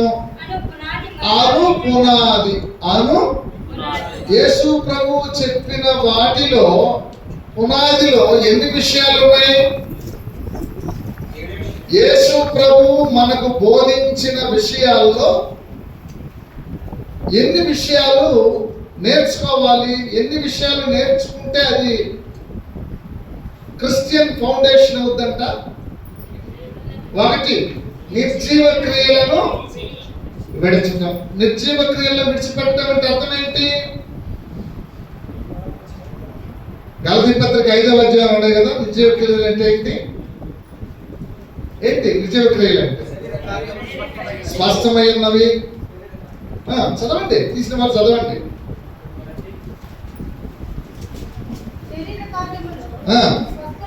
స్పష్టమై ఉన్నవి అవేమనగా జానత్వము, అపవిత్రత, కాముకత్వము, విగ్రహారాధన, ద్వేషములు, కలహములు, మత్సరములు, క్రోధములు, కక్షలు, వేదములు, విమతములు, అసూయలు, మద్దతులు, అల్లరితో కూడిన ఆటపాటలు మొదలైనవి. ఇవి చేసే వాళ్ళు దేవుని రాజ్యానికి అర్హులు. ఇవన్నీ శారీరక క్రియలు. వీటినంటిని మొదటిసారిగా మానుకొని నెక్స్ట్ 2వ తరగతికి పోవాలి. ఎన్నో తరగతి ఇది? మొత్తం ఎన్ని తరగతులు ఉన్నాయి? క్రిస్టియన్ ఫౌండేషన్ లో మొత్తం తరగతులు ఎన్ని? 7 తరగతులు ఉన్నాయి. 7 తరగతుల్లో మొదటి తరగతిలో ఏం మానుకోవాలంట, ఎలా జీవించాలంట, ఎలా బ్రతకాలంట? నిర్జీవ క్రియలను విడిచిపెట్టడం అంటే ఏమేమి విడిచిపెట్టాలా? ఏమేమి విడిచిపెట్టాలి? నిర్జీవ క్రియలను విడిచిపెట్టడం అంటే పాపము, వ్యభిచారము, దొంగతనము, ఇంకా జాలత్వము, చాలా ఉన్నాయి కదా. ఇంటికెళ్ళి చదువుకోండి, మార్పు చేసుకోండి. ఇవన్నీ మానుకుంటే, మానుకున్నారా ఇంకేమన్నా ఉన్నాయా? ఇవన్నీ మానుకున్నారా ఇంకేమన్నా ఉన్నాయా? మిగిలిన ఏమన్నా ఉన్నాయా? పాపము మానుకున్నారా? పాపపడుడు కానీ పాపం చేయదు. ద్వేషము. ఇప్పుడు అవన్నీ మానుకుంటే ఎన్నో తరగతి పాస్ అయినట్లు లెక్క? 1వ తరగతి పాస్ అయినోడు ఎలిజిబుల్ అవుతాడా? మనం 1వ తరగతి పాస్ అయినాం అనుకోండి, ఎలిజిబుల్ అవుతామా? ఫౌండేషన్ కంప్లీట్ అయిపోయినట్టేనా? ఫౌండేషన్ లో ఎన్ని తరగతులు ఉన్నాయి? మొత్తం 7 తరగతులు ఉన్నాయి. ఇప్పుడు 1వ తరగతి పాస్ అయినాం అనుకోండి, ఆ 1వ తరగతి పాస్ కావాలంటే ఎన్ని మానుకోవాలా? బోర్డ్ అని మానుకోవాలి. ఇప్పుడు 5 గలతీ పత్రికలో మోడల్గా చెప్పిన పాస్టర్ గారిని అడిగితే ఇంకా చెప్పొస్తాడు. ఎందుకంటే బోర్డు ఉంటాయి, చాలా ఉంటాయి. అవన్నీ మానుకొని కంప్లీట్ అయిపోయిన తర్వాత నువ్వు 1వ తరగతి పాస్ అయినట్టు లెక్క. అంటే ఫౌండేషన్ క్లాస్లో 1వ తరగతి. ఇప్పుడు 2వ తరగతి ఏంటి? మారు మనసు అంటే అర్థం ఏంటి? నేను మీకు ఎక్స్ప్లెయిన్ చేస్తాను. మారు మనసు ఓల్డ్ క్లాస్ ఉంది, అది ఈజీగా అర్థం, ఎందుకంటే అసలు విషయానికి వెళ్ళాలి. మారు మనసు అంటే అర్థం ఏంటి? మీ మనస్సును మార్చుకోవడం. మనస్సును మార్చుకోవడం. మనసును మార్చుకోవడం అంటే డబుల్ గేమ్ ఆడకూడదు. అర్థమైందా? ఇప్పుడు నాకు ఆల్రెడీ దేవుడు, పరలోకము, మరణాంతర జీవితం అని అంటే నేను హిందూయిజంలో బోల్డ్ తెలుసు. నాకు బోల్డ్ తెలుసు. అక్కడ పరలోకం ఉందా లేదా? ఉంది. అక్కడ నరకం ఉందా లేదా? ఉంది. అక్కడ పూజారులు ఉన్నారా లేరా? అక్కడ భక్తి ఉందా లేదా? ఉందా లేదా? ఉంది. ఇప్పుడు అవన్నీ అలాగే పెట్టుకొని యేసు ప్రభు దగ్గరికి వచ్చి ఇది కూడా నేర్చుకుంటాను, ఇది ఒక తట్టు ఉంటుంది, నేను ఇది కూడా నేర్చుకుంటానంటే కుదరదు. నువ్వు ఉంటే ఆ పక్కన ఉండు, లేకపోతే ఈ పక్కన. మార్చుకోవడం అంటే అర్థం ఏంటి? నువ్వు దాన్ని కంప్లీట్ గా వదిలిపెట్టాలి. నీ మైండ్ సెటప్ నీకు ఇంతకు ముందు పరలోకాన్ని గురించి, దేవుడి గురించి, నరకం గురించి ఏవైతే తెలుసో అవన్నీ మూట కట్టి ఎక్కడ పెట్టేసేయాలి? అటక మీద పెట్టి ఇవ్వగలరా? ఆ లగేజ్ అంతా తెచ్చుకుంటే నీకు బైబిల్ అర్థం కాదు. ఎంతమందికి అర్థమవుతుంది నేను చెప్పే మాట? మారు మనసు అంటే చెడు అలవాట్లు ఇందాక ఫస్ట్ 1వ తరగతిలోనే మానేసినాం, అది మారు మనసు కాదు. చెడు అలవాట్ల గురించి 1వ తరగతిలో అయిపోయింది, ఇంకా మళ్ళీ దాంట్లోకి రాము కదా. అవి అయిపోయినాయి, వాటి గురించి ఎత్తుద్దండి. అది ఎట్లాంటి చెడ్డ అలవాటు అయినా కానీ, నువ్వు బూతులు మాట్లాడతావు, మోహపు చూపు చూస్తావు, రకరకాలు ఉంటాయి కదా. అవన్నీ ఎన్నో తరగతిలో మానేసినాం మనం? అయిపోయింది. 1వ తరగతిలో అయిపోయింది. వాటి జోలికి అవి మళ్ళా రావడం పోవడం అనేది మారు మనసు మైండ్ కాదు. మారు మనసు అంటే అర్థం ఏంటంటే నీకు తెలిసిన వేరే మత విషయాలన్నీ, లోక సంబంధమైన విషయాలన్నీ, నీకు తెలిసినవన్నీ కొంచెం పక్కన పెట్టేసేయాలి. వాటి జోలికి వెళ్ళకూడదు. నువ్వేం చదువుకున్నావు, నీకు తెలిసినటువంటి ఆ నరకము, స్వర్గము, ఆత్మ సంగతులు ఎన్నో నేర్చుకుని ఉంటావు కదా. చిన్నప్పటి నుంచి మన తాతలు చెప్పినటువంటి ఇతిహాస కథలైన ఉంటాయి కదా. అవన్నీ మూటగట్టి అటక మీద పెట్టి రావాలి. ఎక్కడికి? యేసు ప్రభు దగ్గర. ఒకవేళ ఇక్కడ అంతా ఎంత అయిపోయిన తర్వాత ఇక్కడ కూడా ఏ విధంగా అప్పుడు తెచ్చుకోవాలి, ఏం పర్వాలేదు. అయితే ప్రస్తుతం మాత్రం నువ్వు వాటి గురించి అవి నీ బ్రెయిన్లో పెట్టుకొని క్వశ్చన్ చేయకూడదు, అవి నీ తలలో పెట్టుకొని మాట్లాడకూడదు, అవి నీ తలలో పెట్టుకొని బైబిల్ చదవకూడదు. అవి ఒక పక్క ఉంటాయి, ఇవి ఒక పక్క ఉంటాయి, రెంటిని కలివితం చేయకూడదు. నువ్వు ఉంటే ఈ పక్కనన్నా ఉండు, లేదంటే పూర్తిగా ఆ పక్కనన్నా ఉండు. మనసు మార్చుకోవడం అంటే అర్థం ఏంటి? You have to change your mind attitude, totally depend upon Bible. Bible ఏం చెప్తుందో దాని వైపు చూడాలి. అది మారు మనస్సు. అర్థమైందా? 3వది ఏంటి? విశ్వాసం. ఎన్ని విశ్వాసాలు ఉన్నాయి? విశ్వాసాలు ఎన్ని ఉన్నాయి? ఎఫెసీ పత్రిక 4వ అధ్యాయం 4వ వచనం చదవండి. శరీరం ఒక్కటే, ఆత్మయు ఒక్కడే, ఆత్మయు ఒక్కడే, ఆ ప్రకారమే మీ పిలుపు విషయమై ఒక్కటే నిరీక్షణ ఆ, ఎదంతటకు ఆ, పిలువబడిరి. ప్రభువు ఒక్కడే, విశ్వాసం ఒకటే, బాప్తిసం ఒకటే, అందరికీ తండ్రి అయిన విశ్వాసాలు ఎన్ని ఉన్నాయి? ఒకడే. విశ్వాసాలన్నీ ఒకటే. లోకాసువార్త 18వ అధ్యాయం 8వ వచనం చదవండి. 18వ అధ్యాయం 8వ వచనం. ఆయన ఆ, వారికి త్వరగా న్యాయము తీర్చును. ఉమ్. వారి విషయమే కదా ఉమ్. ఆయన దీర్ఘశాంతము చూపుచున్నాడని ఉమ్. మీతో చెప్పుచున్నాను. ఉమ్. అయినను మనిషి కుమారుడు వచ్చినప్పుడు ఉమ్. ఆయన భూమి మీద విశ్వాసమును కనుగొనునా? యేసుక్రీస్తు రెండవసారి వస్తే ఏం చెక్ చేస్తాడట? క్వశ్చన్ ఒకటే, ఆయన వస్తే చెక్ చేసేదంటే రెండవసారి అది ఒక్కటే పరీక్ష. ఇక రెండో క్వశ్చనే లేదు. 10th క్లాస్ పాస్ కావాలంటే ఎన్ని క్వశ్చన్లు ఆన్సర్ చేయాల్సి వస్తారు మీరు? 10వ తరగతి పాస్ కావాలంటే ఎన్ని క్వశ్చన్స్ ఎదుర్కోవాలి? ఆ? ఎక్కువ మార్కులు పాస్ కావడానికి, ఎక్కువ మార్కులు రావడానికి, ర్యాంక్ కొట్టడానికి, దేనికైనా కానీ ఎన్ని క్వశ్చన్లకి మీరు ఆన్సర్ చెప్పాలా? యేసు ప్రభు దగ్గరికి రావాలని అంటే క్వశ్చన్లు ఎన్ని? టైం ఎంత ఇస్తున్నాడు? మీ ఎగ్జామ్ టైం ఎంత ఇస్తాడు? ఇక్కడ టైం ఎంత? నువ్వు బతికినంత కాలం టైం. నువ్వు బతికినంత కాలంలో ఎన్ని క్వశ్చన్లకు ప్రిపేర్ కావాలి నువ్వు? ఈజీనా కాదు? ఈజీనా కాదు, చాలా కష్టమా? కానీ ఏమైనా కష్టమా? నీ లైఫ్ టైంలో ఒక్క ప్రశ్నకు నువ్వు ఆన్సర్ కనుక్కోలేకపోతే నేనేమన్నా చెప్పండి? ఏమంటారు చెప్పండి? ధర్మమేనా? ఇప్పుడు యేసుక్రీస్తు రెండవసారి వస్తే ఏ క్వశ్చన్కి ఆన్సర్ చెప్పాలి మనం? దేని గురించి చెక్ చేస్తాడు ఆయన? ఫినిష్. రెండవది 1 తిమోతి 3వ అధ్యాయం 8వ వచనం.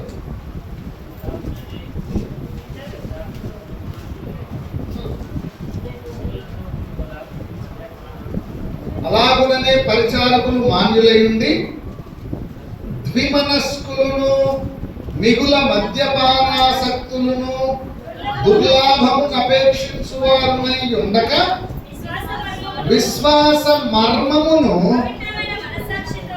పవిత్రమైన మనస్సాక్షితో గైకొను వారునై. విశ్వాసం అనేది ఇట్ ఈస్ ఎ మిస్టరీ, మర్మము. అది ఎవడిగా పడితే వాడికి అందరికి అర్థమైపోతే దాన్ని మిస్టరీ అంటారా? మిస్టరీ అంటే అర్థం ఏంటి? రహస్యం. అది అందరికి అంత ఈజీగా అర్థమయ్యేది కాదు. యేసు ప్రభు వచ్చినప్పుడు చెక్ చేసేదండి విశ్వాసాలన్నీ ఒకటే. విశ్వాసం అనేది మర్మము.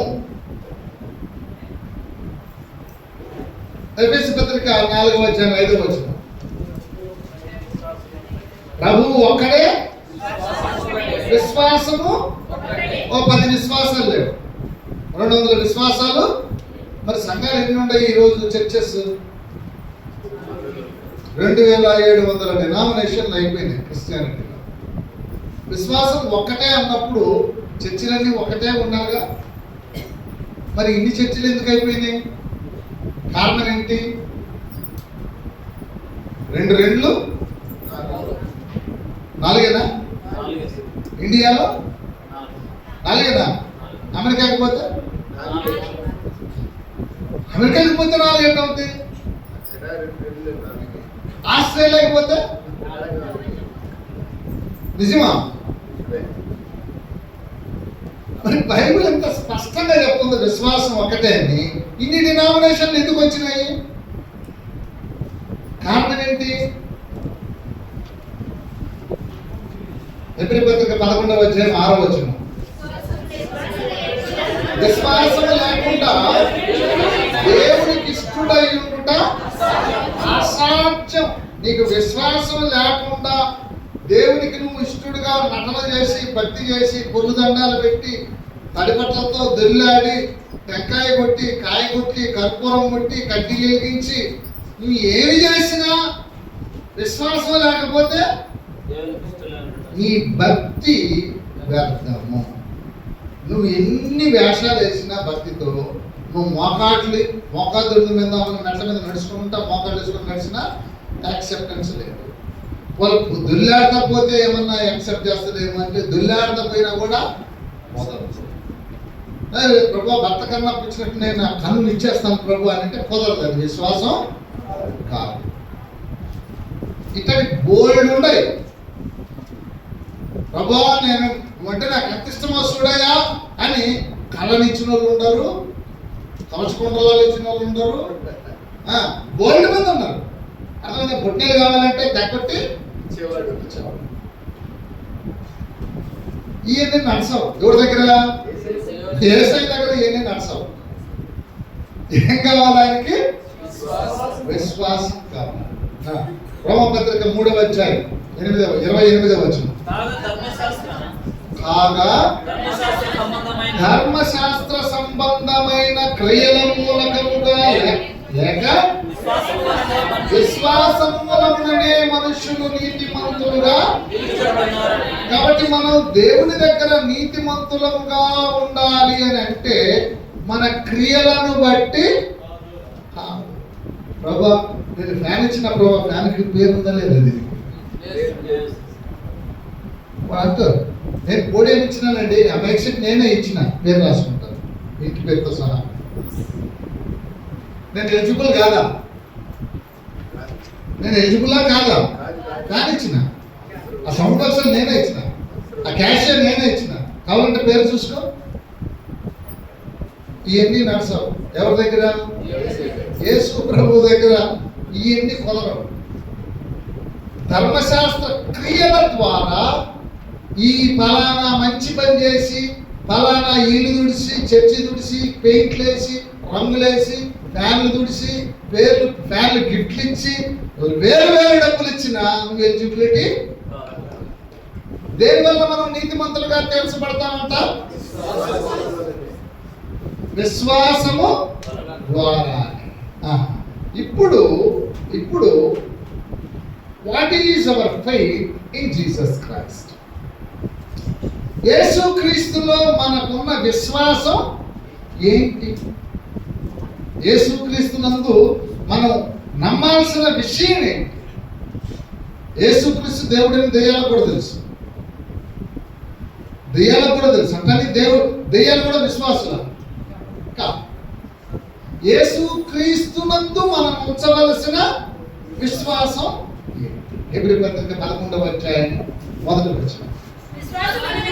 విశ్వాసం అన్నది నిరీక్షింపబడు వాటి యొక్క నిజ స్వరూపమును అదృశ్యమైనవి ఉన్నవి అనుటకు రుజువునై.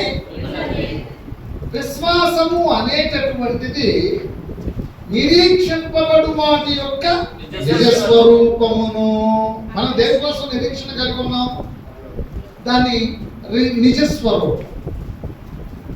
మనం దేనికోసం నిరీక్షణ కలిగి ఉన్నాం? మనం దేనికోసం ఎదురు చూస్తున్నాం? మనం దేనికోసం నిరీక్షణ కలిగి ఉన్నాం? దాని యొక్క నిజ స్వరూపమును అదృశ్యమైనవి ఉన్నవనుటకు రుజువునై. అదృశ్యమైనవి ఉన్నవి అనుటకు రుజువు అంటే ఇంగ్లీష్లో ఏమంటారు దాన్ని? ఎవిడెన్స్. అదృశ్యమైనవి అంటే అర్థం ఏంటి? కనబడనివి ఉన్నాయి అని నమ్మడం కోసం. ఇప్పుడు ఒక వ్యక్తికి కరోనా ఉందా లేదా ఎట్లా చెక్ చేస్తారు చెప్పండి? కళ్ళల్లో కళ్ళు పెట్టి చెక్ చేసి చెప్తారా? లేకుంటే మొహం చూసి చెప్తారా? లేదంటే నాడి పెట్టి చెప్తారా? ఎట్లండి పద్ధతి ఏంటి? కరోనా ఉంది అని ఏం టెస్ట్ అండి? ఏం టెస్ట్ చేస్తారండి? ముక్కులో చీరలు పెడదామా? పెట్టి ఏం చేస్తారు చెప్పండి? ఏం స్కోప్ లో? ఎందుకు అది ఏంటిది? మైక్రోస్కోప్ అంటే ఏంటి? ఓ అంటే మన కంటికి కనపడదు అన్నమాట, అదృశ్యంగా ఉంటుంది. ఆ కంటికి కనపడని సూక్ష్మజీవి, కరోనా సూక్ష్మజీవి భూతద్దం పెట్టి జూమ్ చేసి చూస్తే మళ్ళా అర్థం తీసేస్తే ఈ బాహ్య ఇప్పుడు దీనికి కనపడవు. సో నువ్వు నమ్మినా నమ్మకపోయినా అవి ఉన్నాయి. ఏమున్నాయి? దయ్యాల భూతాలు కాదు. ఈ బైబిల్ రాయించింది దేనికోసం? అదృశ్యమైన కణాలు ఉన్నాయి, అదృశ్యమైనటువంటి యాటమ్స్ ఉన్నాయి, పరమాణువులు ఉన్నాయి. బైబిల్ చెప్పేది దెయ్యాల భూతాల కట్టలు కాదు, అదృశ్యమైన కణాలు ఉన్నాయి, అదృశ్యమైన బ్యాక్టీరియా ఉంది. నీకు తెలియకుండా నీ బ్యాక్టీరియా ఫలానా అదృశ్యమైన బ్యాక్టీరియా అనే శరీరంలో ఉంది కనుక దానివల్ల నీకు ఫలానా జబ్బు, దానికి ట్రీట్మెంట్ చేసేటప్పుడు ఇది ఫలానా అని నిర్ధారణ చేసుకొని రుజువు చేసుకొని నీకు ట్రీట్మెంట్ చేయకపోతే ఆ జబ్బు తగ్గదు. ఇప్పుడు అర్థమవుతుందా? అర్థమవుతుందా మీకు? విశ్వాసం అన్నది నిరీక్షింపబడి వాటి యొక్క నిజ స్వరూపమును అదృశ్యమైనవి ఉన్నవరుటకు రుజువున. నీకు రుజువు కావాలంటే నువ్వు భూతత్వం పెట్టి మైక్రోస్కోప్ పెట్టి అన్ని చెక్ చేసుకోవాలి, ఆ వైరస్ ఉందా లేదా. అర్థమవుతుందా? అడు ఈ బొమ్మ దీంట్లో నుంచి ఎట్టపోయింది? కనెక్షనే. ఎట్లా కనెక్షన్? ఏ దేంట్లో? వైర్లో పోయిందా? ఎట్లా పోయింది అది? అంత రాదు. ఇంత చిన్న వైర్ ఎట్లా పడుతుంది? ఇంత రావుది ఇంత చిన్న వైర్లో నుంచి ఎట్టబోద్దండి? ఎట్లా ఇది ఎట్లా సాధ్యం? ఇది దాన్ని ఎట్ట కనిపెట్టినాడు? ఎవడ కనిపెట్టినాడు? ఇవన్నీ నీకు అర్థం కావాలంటే నువ్వేం చదువుకోవాలి? ఎలక్ట్రానిక్స్ చదువుకోవాలి, సైన్స్. నీకు ల్యాప్టాప్ గురించి అన్ని నువ్వు చదువుకుంటే అర్థమవుతాయి కనెక్షన్స్ అంటే ఏంటి అనే సంగతి. లేకుంటే బుర్ర. కాబట్టి ఇవన్నీ తెలిసి ఆలోచించడం వేరే వీటి గురించి. వీటన్నిటి గురించి ఏమీ లేకుండా అవన్నీ నాకు వచ్చనుకొని వచ్చి వాళ్ళ పెడితే ఏమవుతుంది చెప్పండి? బైబిల్ అంటే ఏంటో అన్ని తెలిసి విశ్వాసం లేకుంటే, లేకపోతే మన ఇష్టం వచ్చినట్టుగా బైబిల్ చదివితే, మన ఇష్టం వచ్చినట్టుగా ఊహించుకొని అలాగే ఉంది కదా, అయితే అదే ఉంటుంది అనుకో. ఇప్పుడు మా ఊరు నెల్లూరు జిల్లాలో ఒక ఆత్మకూరు, నెల్లూరు జిల్లా దగ్గర. ఇప్పుడు ఈడ కూడా ఒక ఆత్మకూరు. ఇప్పుడు రవిప్రసాద్ ఏ జిల్లాలో ఉన్న ఆత్మకూరుకు సంబంధించినోడు? ఇప్పుడు రవిప్రసాద్ గారు ఎక్కడి నుంచి వచ్చారంటే ఆత్మకూరు నుంచి వచ్చారు. ఏ ఆత్మకూరు? ఎంత దూరం ఉన్నది? దానికి ఛార్జ్ ఎంత? పంతులు నాయక్ గారిని, పాస్టర్ గారు మీరు ఎంత దూరం నుంచి వచ్చినారని, ఎవరండి ఎవరి నుంచి వచ్చినారు అని అడుగుతారు పంతులు నాయక్. నేనేమో చెప్తాను, ఆత్మకూరు నుంచి వచ్చినారండి. అట్లయితే పాస్టర్ గారికి ఆత్మకూరుకి ఎంత ఛార్జ్ చేయించాడు?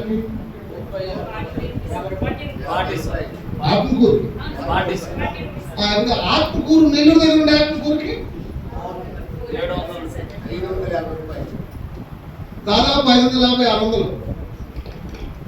ఈయన ఏడుంటే ఆత్మకూరుకి ఛార్జ్ ఇచ్చి పో పాస్టర్ గారు అన్నారు. నేను ఆడికి పోతాను? నువ్వు మీరు చెప్పింది ఆత్మకూరే కదా, ఆత్మకూరుకి ఛార్జ్ ఇచ్చినాను వెళ్ళిపోండి అని అన్నాడు అనుకోండి. ఇప్పుడు నేను పోవాల్సింది ఏ ఆత్మకూరుకి? ఎంత ఛార్జీ? ఎక్కడికి పోతా నేను? ఆత్మకూరు ఆయన అర్థం చేసుకునేది ఒకటి, ఆత్మకూరు నేను అర్థం చేసుకునేది మీకు అర్థమయ్యేది ఒకటి. ఆత్మ అని బైబిల్లో ఉంటే అవతల వాళ్ళకి అర్థమయ్యేది ఒకటి, యువతల వాళ్ళకి అర్థమయ్యేది ఒకటి. నా గురిలో ఒకటి ఉంటుంది. అర్థమైందా? ఆత్మ అంటే ఏంటి? ఆడికి ఒకటి అర్థమవుద్ది. అది ఏమర్థమవుద్దో ఆడికి తెలుసు. ఆత్మ అంటే అర్థం ఏంటి? మనకు ఒకటి అర్థం కావాలి. బైబిల్ చెప్తున్నాం. ఇది ఏది రెండు ఒకటి కాదు. ఏదేది? ఇక్కడ బైబిల్లో రాయించిన ఆత్మ వేరే, అక్కడ వాళ్ళు రాయించుకున్నారు కదా, ఆ ఆత్మ వేరే. అది ఇది రెండు ఒకటి కాదు. వాళ్ళది వాళ్ళకుంది, మంది మనకుంది. కానీ అదే పేరు ఇక్కడ ఉంది కదా, ఆత్మ అని. నువ్వు అక్కడి నుంచి వచ్చావు కాబట్టి అది అనుకుంటే ఇది పోతుంది. ఏది పోతుంది చెప్పండి? నిజంగా నిజమైన ఆత్మ గురించి నీకు ఇంకా ఆలోచన కూడా చేయవు. ఎందుకంటే అది ఉంది కాబట్టి తప్ప. కాబట్టి అది కొంచెం పక్కన పెట్టేద్దాం కాసేపు. ఇప్పుడు అర్థమైందా? అది కొంచెం పక్కన పెట్టేద్దాం. హెబ్రీ పత్రిక 11వ అధ్యాయం 3వ వచనం. ప్రపంచములో దేవుని వాక్యము వలన నిర్మాణమైనవనియు అందును బట్టి దృశ్యమైనది కనబడెను. దృశ్యమైనది కనబడేడు పదార్థముల చేత. ఈ మాట చదువుతున్నప్పుడు మనకేమర్థం కావాలి చెప్పండి? అదృశ్యమైనది అంటే దురాత్మలు, దెయ్యాల, భూతాల గురించి మాట్లాడుతున్నాడా? కనబడేడు పదార్థములు, కనబడని పదార్థములు అంటే అర్థం ఏంటి? చెప్పండి సార్. బైబిలు అర్థవంతమైన విద్యాభ్యాసంతో కూడుకున్న సత్య సంబంధమైన సంగతులు చెప్తుంది. నిన్ను మబ్బులో పెట్టదు బైబిల్. ఎవ్రీథింగ్ విజువల్స్ తో చూపిస్తుంది. నిన్ను మబ్బులో పెట్టదు ఎప్పుడు బైబిల్. అర్థమవుతుందా? It is education. ఇది మతబోధ కాదు. ఇది ఏమంటారు? బైబిల్ బోధ, ఎడ్యుకేషన్. అంటే ప్రతి ఒక్కరూ నేర్చుకోవచ్చు అన్నమాట. ఇది కనపడాలంటే ఈ విజిబిలిటీ నువ్వు ఎక్కడ చూడాలా? ఒక ఎక్విప్మెంట్ కావాలి. దాని సత్యం నిజమా కాదా నువ్వు తెలిసి నేర్చుకోవాలంటే చూస్తే నీళ్ళు కనపడిందే ఆమె కనపడుతుంది, ఆమె కనపడిందే వాడికి కనపడుతుంది, వాడికి కనపడిందే పాస్. మనం ఎవరైనా మైక్రోస్కోప్ లో చూసినా అందరికి ఒకటే కనపడుతుంది, 10 రకాలుగా కనపడుతుంది. That is called faith. దాన్నే ఏమంటారు? రుజువుతో కూడుకున్నదే విశ్వాసం. బైబిల్ చెప్పేది రుజువు లేనిది అది అవిశ్వాసం, గుడ్డి విశ్వాసం అంటారు. యేసు ప్రభు బైబిల్లో గుడ్డి విశ్వాసాన్ని గురించి చెప్పలేదు. నేను చెప్తున్నా, నువ్వు నమ్మాల్సిందే. You have to ask where is your evidence. నేను బిలీవ్ చేస్తాను, but where is your evidence? Evidence చూపించకపోతే నేను చెప్పేది ఏంది?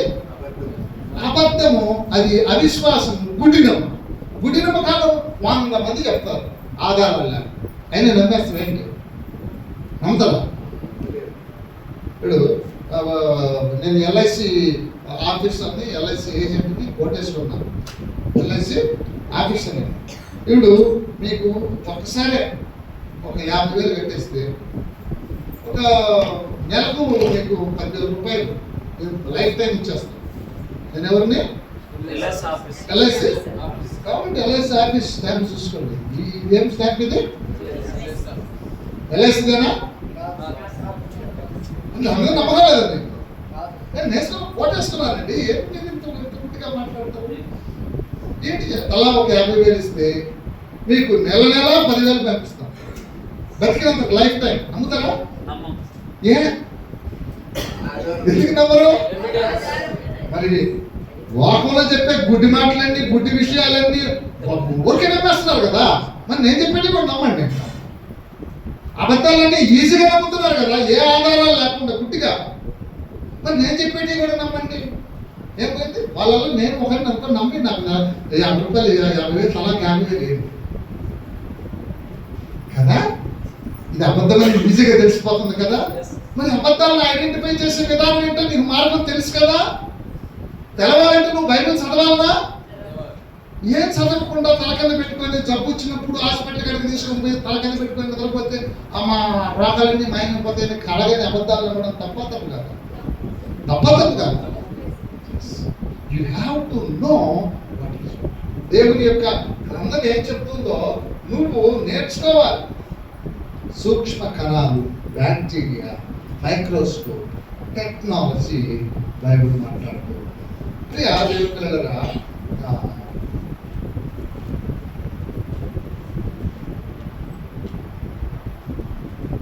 What is hour hope? మన హోప్ ఏంటి? తీతు పత్రిక 1:2 విశ్వాసం అనేది నిరీక్షింపబడు వాటి యొక్క విశ్వాసం అంటే అర్థం ఏంటనుకున్నాం? మనం దేనికోసం నిరీక్షణ కలిగి ఉన్నాము అంటే hope. What is my hope? మన విశ్వాసం యేసుక్రీస్తుని ఎందుకు నమ్ముకుంటున్నాం మనం? What is my hope in Jesus Christ? ఏంటి చెప్పండి? తీతు పత్రిక 1:2 దేవుడు ఏర్పరచుకున్న వారి విశ్వాసము నిమిత్తమును నిత్య జీవమునకు వచ్చిన నిరీక్షణతో కూడిన భక్తికి ఏ నిరీక్షణ ఉండాలి క్రైస్తవునికి? క్రైస్తవునికి ఏ నిరీక్షణ ఉండాలండి? ఓ మనిషి, నేను యేసు ప్రభువును నమ్ముకుంటే మీ తలలు పనిచేయాలి. నేను యేసు ప్రభువును నమ్ముకుంటే నాకు అసలు మరణమే ఏముంది, నాకు నిత్య జీవం. నువ్వేమంటున్నావు? చచ్చిపోయిన తర్వాత ఆ లోకానికి పోతాను, శరీరం మన్నైపోద్ది, ఆత్మ ఆడిపోతే నువ్వు చెప్తున్నావు కదా. అసలు నాకు సాగే లేదు. హలో, అర్థమవుతుందా? నువ్వు చెప్పిన కథ నేను నమ్మడానికి నా యేసయ్య నా బైబిల్లో ఏం రాయించాడు? There is no death for us. నాకు అసలు సాగే లేదు. నేను సస్తే కదా నీ దగ్గరికి నేను ఆడుకోపోయేది. నేను సాగే లేకపోతే ఇది బాగుందా అది బాగుందా? ఇది బాగుందా అది బాగుందా? నువ్వు చచ్చిపోతే, నువ్వు కాల్చుకొని చచ్చిపోతే కైలాసం పోతావురా? కైలాసంలో శాశ్వతకాలం ఉంటావు. ఆయనకు వచ్చేదే ముందునే సావాలి కదా. నాకు సాగే లేదు. ఎన్నేళ్ళు బతికాడు ఆదాము?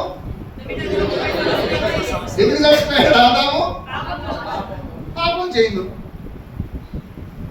పాపం అంటే ఏంటో తెలిసిపోయింది నాకు. ఇప్పుడు నేను పాపం చేయను. ఇప్పుడు నా ఆయుష్ ఎంత? ఇంకా నేను సస్తే కదా నువ్వు ఆడుకో ఈడుకో ఈ కథలన్నీ నేను నమ్మడానికి. నాకు సాగలేదు. నేను ఆడిపోయేది, ఇంకా ఆడిపోయేది. నాతో ఎవరు ఉంటారు అప్పుడు? నా యేసయ్య ఉంటాడు. నాకు ఫుడ్కి కొరవలేదు, నాకు శాంతికి కొరవలేదు, సమాధానానికి కొరవలేదు. నేను నా దేవుడితో ఎప్పుడు ఉంటాను కదా. వచ్చేస్తాను నా యేసయ్య. నువ్వు చెప్పే అబద్ధాలు చెప్పే ప్లేసెస్ నాకేమి రుజువు చూపి, రుజువు చూపి నన్ను రుజువులు. నన్ను కాచుకొని చచ్చిపోతే ఒరే దొంగ అంటే నేను చస్తే అప్పుడు కనపడుతుందా? అంటే మొత్తానికి సావమని చెప్పే దేవుడు సైతం, బతకరా అని చెప్పే దేవుడు. ఇప్పుడు మనకి దేవుడు ఏం చెప్తున్నాడు? బతకమని చెప్తున్నాడు. లేదు నేను సస్తానంటే నీ సావు నీది అని అంటాడు. కనుక 1 తిమోతి పత్రిక 16 మొదటి అధ్యాయం 16 1 తిమోతి పత్రిక 16 అయినను నిత్య జీవము నిమిత్తము తనను విశ్వసింపబోవు వారికి. దేని నిమిత్తము? యేసు క్రీస్తు నందు విశ్వాసం ఉంచాలి. ఇప్పుడు యేసు ప్రభువును అమ్మా నువ్వు ఎందుకు నమ్ముకున్నావు అంటే దేనికో ఏమో ఆన్సర్ చెప్పాలి. యేసు ప్రభువును నమ్ముకుంటే నీకేంటి benefit? Finish, answer finish. Bible చెప్పేది ఏంటి? నిత్య జీవము నిమిత్తము మనం యేసు ప్రభువుని ఉద్యోగాల కోసం కాదు, పెళ్లిళ్ళ కోసం, కడుపు నింపుతుందని, బిల్డింగ్లు కడుతుందని, ఇవన్నీ మనకంటే లోకంలో ఉండే వాళ్ళకి ఇంకా బోల్డ్ ఉన్నాయా లేవా? యేసు ప్రభువుని అనుకుంటే ఉద్యోగాలు వస్తాయి ఏంటి అంటే మిగతా వాళ్ళందరూ ఉద్యోగాలు వస్తున్నాడు బడి ఉన్నారా? క్రైస్తవులకు ఉద్యోగాలు వస్తున్నాయా? యేసు ప్రభువుని అనుకుంటే పెళ్లిళ్ళు అవుతారని యేసు ప్రభువుని అనుకోవడం ఏంటి అంటే మిగతా వాళ్ళకి పెళ్లిళ్ళు కావడం లేదా? మిగతా వాళ్ళకి జబ్బులు తగ్గడం లేదా? యేసుక్రీస్తు పేరు అవి తీసుకొచ్చి వీటికి తగిలించడం ఏంటి? అవసరం లేదు. యేసు ప్రభువును నమ్ముకోవాల్సింది దేనికి? ఇప్పుడు మనం సావులో ఉన్నాం కాబట్టి, నేనే కాదు ప్రతి మనిషి సస్తాడు కాబట్టి, ఓ మనిషి నీకు నిత్య జీవము నీకు మనిషి యేసు ప్రభువు నమ్ముకుంటే నువ్వు సావాల్సిన అవసరమే లేదు అని నమ్మాలి. That is called Christian faith. That is called Christian faith. 2 Timothy 2:10. 2 Timothy 2:10. అందుచేత ఏర్పరచబడిన వారు నిత్యమైన మన క్రియలను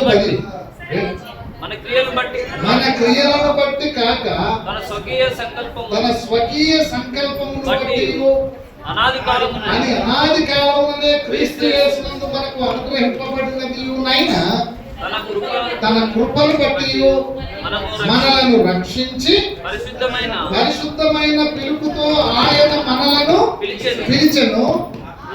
ఆ క్రీస్తు యేసు మరణమును నిరర్థకము చేసి జీవమును అక్షయతను సువార్త వలన వెలుగులోనికి, అది చెప్పండి, సువార్త వలన వెలుగులోనికి తెచ్చిన విషయము ఏమిటి? టెక్స్ట్ ఏమన్నా ఉంది, టెక్స్ట్ బుక్. నేనేం క్వశ్చన్ వేస్తున్నాను? సువార్త వలన వెలుగులోనికి వచ్చిన విషయం ఏంటి? ఓ మనిషి, నీకు మరణం లేదు, నీకు నిత్య జీవం ఉంది అని చెప్పేదే సువార్త. సువార్త పేరుతో వికృత శాస్త్రాలు చేసి ఒళ్ళంతా పగల కొట్టించుకొని ఎవరు చెప్తారు? నువ్వు ఏమి చెప్పాలనో అది చెప్పకుండా మనం నానాకు మాటలు చెప్పడానికి కనుక బయలుదేరినామంటే పిచ్చి కొట్టుడు కొడతారు. అర్థం కాని మాటలు కానీ ఏం చెప్పమని చెప్పింది బైబిల్? ఓ మనిషి, నువ్వు చస్తావు, ఎవడు అయినా సరే, అసలు నీకు మరణమే లేకుండా చేస్తాడు యేసుక్రీస్తు. యేసుక్రీస్తు చెప్పిన మాటలే, ఓ మనిషి నీకు మరణమే లేదు. అది ఎట్టనో అది కావాలి. ఇప్పుడు హాస్పిటల్కి దేనికి వెళ్తారండి? అందరూ బాగలేకపోతే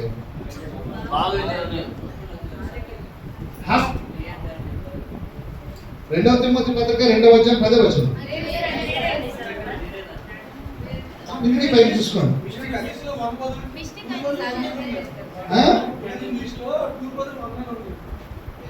అది తప్పు, కింద ఉండేది 2 తిమోతి 2:10. 2 తప్పులు ఉన్నాయా? మీ బైబిల్ తీసి చూడండి, దేంట్లో కరెక్ట్గా ఉందో. రెఫరెన్స్ మాత్రం కరెక్టే, రాసిన ఇది తప్పు ఉండొచ్చు. 2 తిమోతి అండి. తన స్వకీయ సంకల్పమును బట్టి అనాది కాలముననే క్రీస్తు యేసునందు మనకు అనుగ్రహింపబడినది తన కృపను బట్టి మనలను రక్షించి పరిశుద్ధమైన పిలుపుతో ఆయన మనలను పిలిచెను. ఆ క్రీస్తు యేసు మరణమును నిరర్థకము చేసి జీవమును అక్షయతను సువార్త వలన వెలుగులోనికి. అంటే మనకు సావు లేదు అని చెప్తాను. ఇప్పుడు ఇక్కడ మరణము లేనిది ఆత్మక శరీరానిక? మళ్ళీ ఇక్కడ పెద్ద క్వశ్చన్, ట్విస్ట్. మరణము లేనిది ఆత్మక శరీరానిక? ఎవరు? నేనైతే ఆత్మక అంటున్నాను. మరణము లేనిది ఆత్మక శరీరానికి. ఆత్మకు మరణము.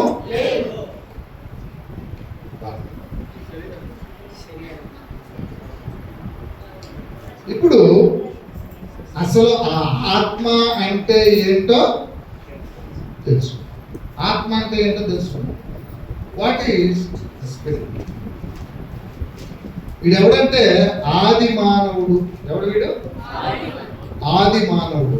ఈబి టేలర్ పేరు రాసుకోండి. E B Tylor, TY Tylor, E B Tylor, the great anthropologist. చదువుతారు కదా, బిఏ చదివిన వాళ్ళకి అందరికీ తెలుసు. ఆంథ్రోపాలజిస్ట్ ప్రపంచంలో ఒకటే శాస్త్రవేత్త, E B Tylor. Anthropology. E B B for Bombay. E B okay, చెప్పిన సిద్ధాంతం ఇది. ఈబి టేలర్ చెప్పిన సిద్ధాంతం ఆది మానవుడి కాలం నుంచి ఈ ఆత్మ అనే సిద్ధాంతం ఎట్ట పుట్టింది అనే దాన్ని ఆయన రీసెర్చ్ చేసి కనుక్కున్నటువంటి సత్యం. ఎవరు చెప్పింది ఈ మాట? నేను చెప్పింది కాదు, ఈబి టేలర్ చెప్పిన సిద్ధాంతం. ఆది మానవుడు పండుకొని నిద్రపోయేటప్పుడు కలగనేటప్పుడు ఆ కళలో మనోడు ఎక్కడికో ఎగిరిపోయినట్టు, ఎక్కడికో చచ్చిపోయిన వాళ్ళతో మనసు కలుసుకొని మళ్ళా మామూలుగా మాట్లాడినట్టు, కొండల్లో నుంచి అక్కడి నుంచి ఇక్కడి నుంచి ఎగిరిపోయినట్టు, ఎవరెవరితో మాట్లాడుతున్నప్పుడు కలగనేట్టు. ఎవడు? ఆది మానవుడు. ఎవరండి? ఈబి టేలర్ చెప్పినటువంటి సిద్ధాంతం ఇది. చచ్చిపోయినప్పుడు ఆది మానవుడు కలగనేటోడు. మనకు కూడా కళలు వస్తాయా రావా? రాత్రులు కళ్ళు వస్తాయి కదా అందరికి. ఎక్కడెక్కడ తిరిగినట్టు వస్తాయి? వస్తాయా రావు కళ్ళు? ఖచ్చితంగా ఎక్కడెక్కడో తిరిగినట్టు కలగనేటోడు. ఆ తర్వాత ఇది మతం పుట్టుక అనేటటువంటి స్టేట్మెంట్ ఈనాడు పత్రికలో వచ్చింది స్టేట్మెంట్. ఇప్పుడు వాడు ఏం చేశాడంటే తిరిగాడు. పొద్దున్న లేచేటోడు. పొద్దున్న లేస్తాను ఆది మానవుడు. రాత్రి నేను ఎక్కడెక్కడో తిరిగినాను, మళ్ళీ పొద్దున్న లేచి ఎట్లా ఇది సాధ్యం అని ఆలోచన చేసేటోడు. అంటే పొద్దున్న లేచి సూర్యరశ్మి పడి వెలుతురు పడి నీడ పడితేనే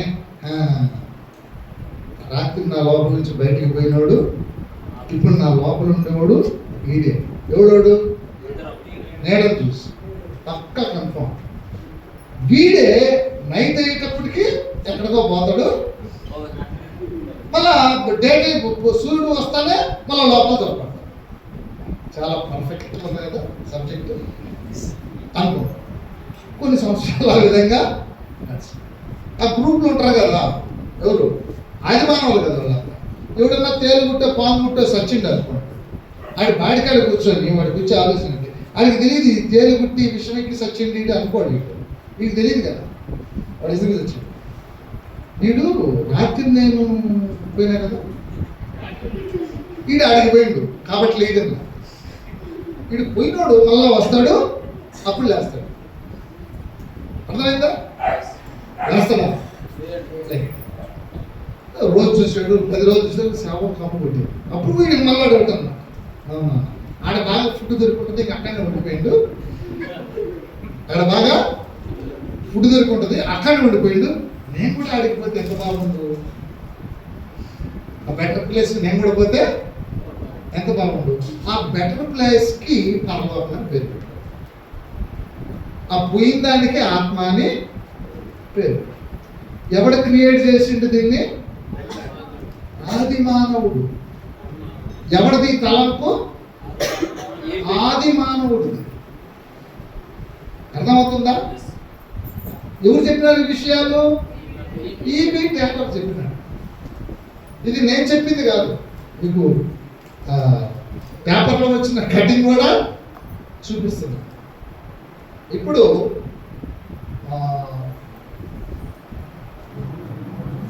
A sombra tá te seguindo?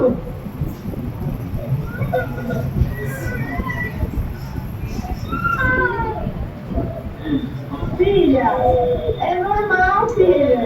ఇది ఎందుకు అరుస్తున్నాడు చెప్పండి?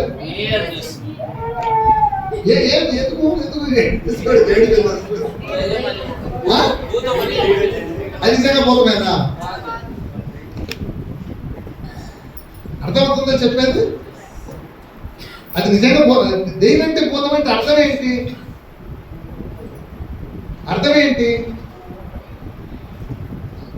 సో ఇదే కదా అది.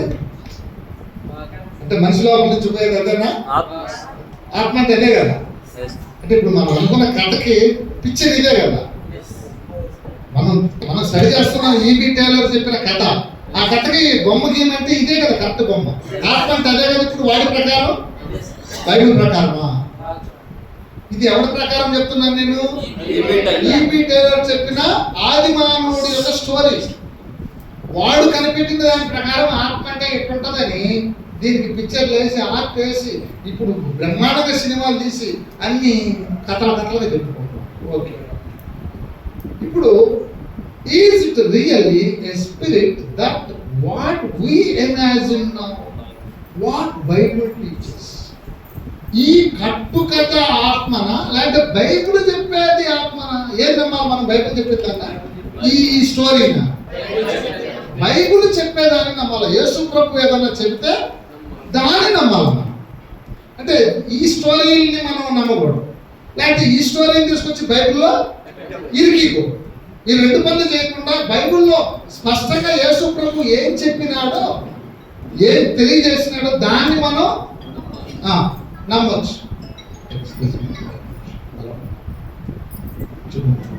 నమ్మాల్సింది ఏంటి? Do we really what imagine? మనం నిజంగా బైబిల్ చెప్పేదాన్ని నమ్మాలి. బైబిల్ ఏం చెప్తుంది కదా?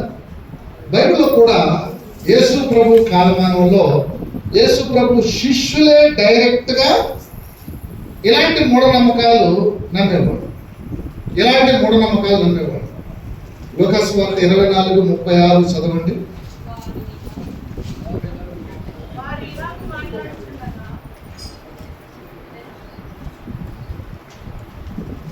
చదవండి.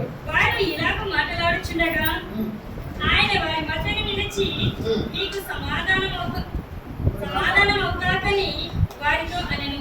అయితే వారు దిగులు పడి భయక్రాంతులై భూతము తమకు కనబడినని తలంచిరి. అప్పుడు ఆయన, మీరెందుకు కలవరపడుచున్నారు? మీ హృదయములలో సందేహములు పుట్టనేలా? ఏం కనపడిందంట వాళ్ళకి? వీళ్ళు అనుకున్నారు. ఇప్పుడు యేసు ప్రభు నీళ్ళ మీద నడుచుకుంటూ వచ్చినాడు. ఏమనుకుంటున్నారు వాళ్ళు? చదవండి. మత్తయి సువార్త 14:26.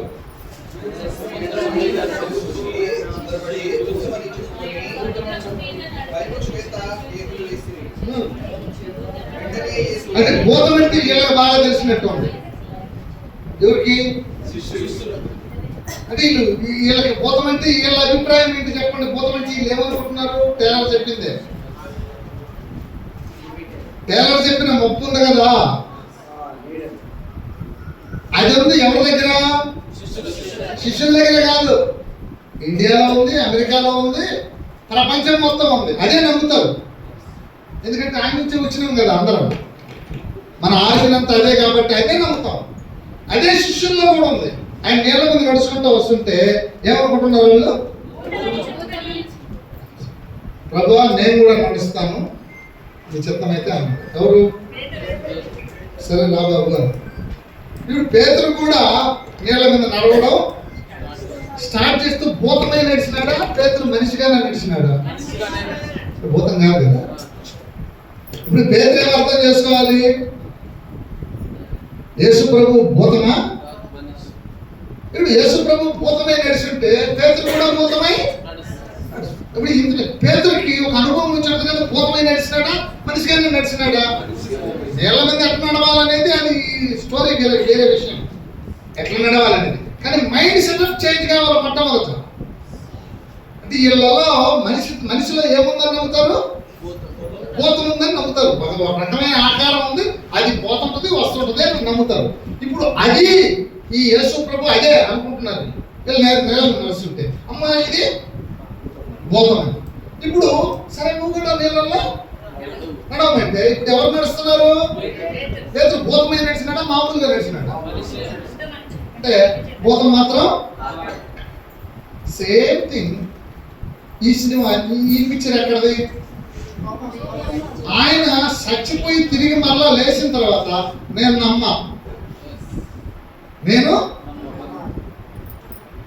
అది ఆత్మ.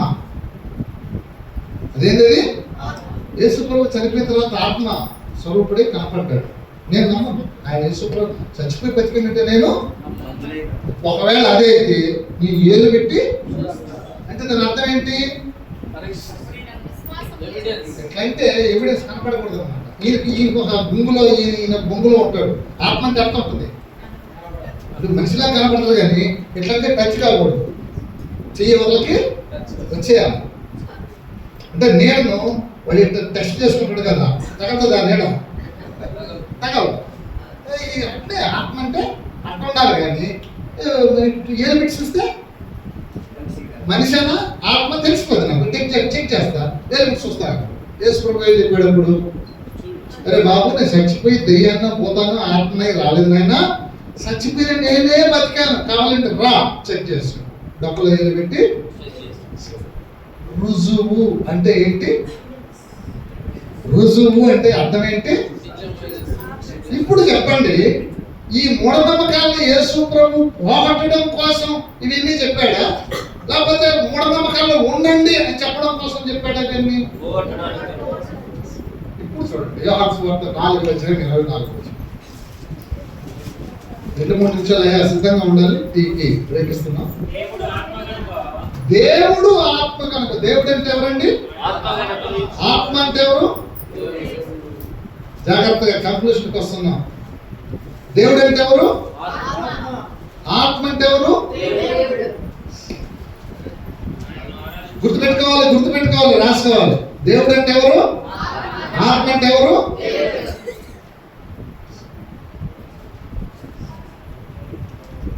యోహాను సువార్త 6:63.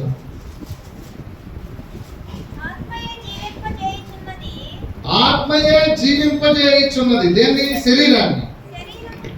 శరీరము కేవలము నిష్ప్రయోజనము.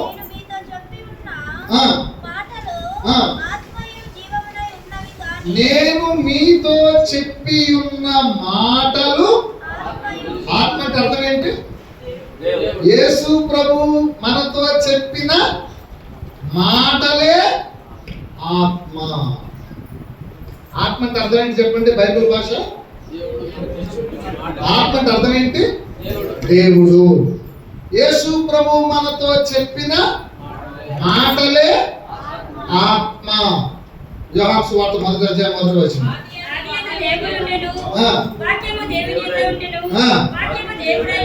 దేవుడు ఎవరంట? దేవుడు ఎవరంట? వాక్యము దేవుడై ఉండను. దేవుడు ఆత్మ.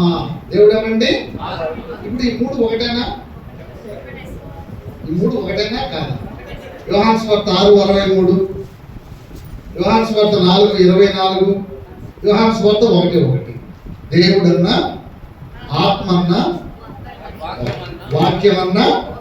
ఇప్పుడు నీ లోపల వాక్యం ఉంది అని అంటే ఆత్మ, నీ లోపల ఆత్మ లేదు అంటే దేవుడు లేడు, వాక్యం లేదు, ఆత్మ. ఇప్పుడు నీకు అర్థమైందా ఆత్మ అంటే ఏంటి అన్న సంగతి? ఆత్మ అంటే అర్థం ఏంటి? అది కాదు, ఏది అది కాదు. ఆత్మ అంటే అర్థం ఏంటి? యేసు ప్రభు ఏం నేర్పిస్తున్నాడు మనకి దేవుడి వాక్యం ద్వారా? ఇప్పుడు మనిషిలో ఎన్ని భాగాలు ఉన్నాయి? ఏమేంటి? ఆత్మ అంటే అర్థం ఏంటి?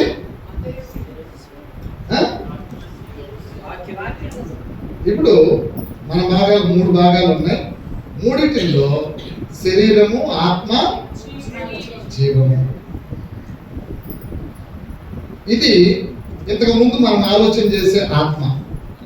Is it right? This is wrong. ఇప్పుడు దేవుడు మనకు నేర్పించినటువంటి ఆత్మ అంటే అర్థం ఏంటి? పరిశుద్ధ గ్రంథంలోని వాక్యమే ఆత్మ. సమాధానం 1 తెస్సలోనికీయుల పత్రిక 5:23 ఈ స్పష్టత క్లీన్ గా మనం గమనించవచ్చు. అర్థమవుతుందా? ఇది ఆత్మ అంటే ఈ ఊహల్లో నుంచి మనిషి పక్కకు రావాలి. ఆత్మ అంటే అర్థం ఏంటి?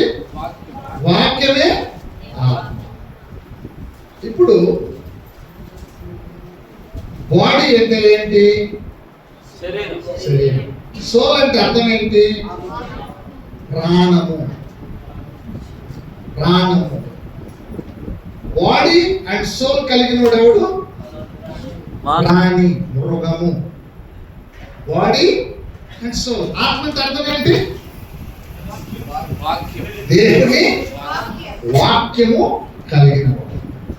ఎప్పుడైతే ఈ మూడు కలిగి ఉంటాడో ఒక మనిషి, వాడు నిజమైన మనిషి, దేవుని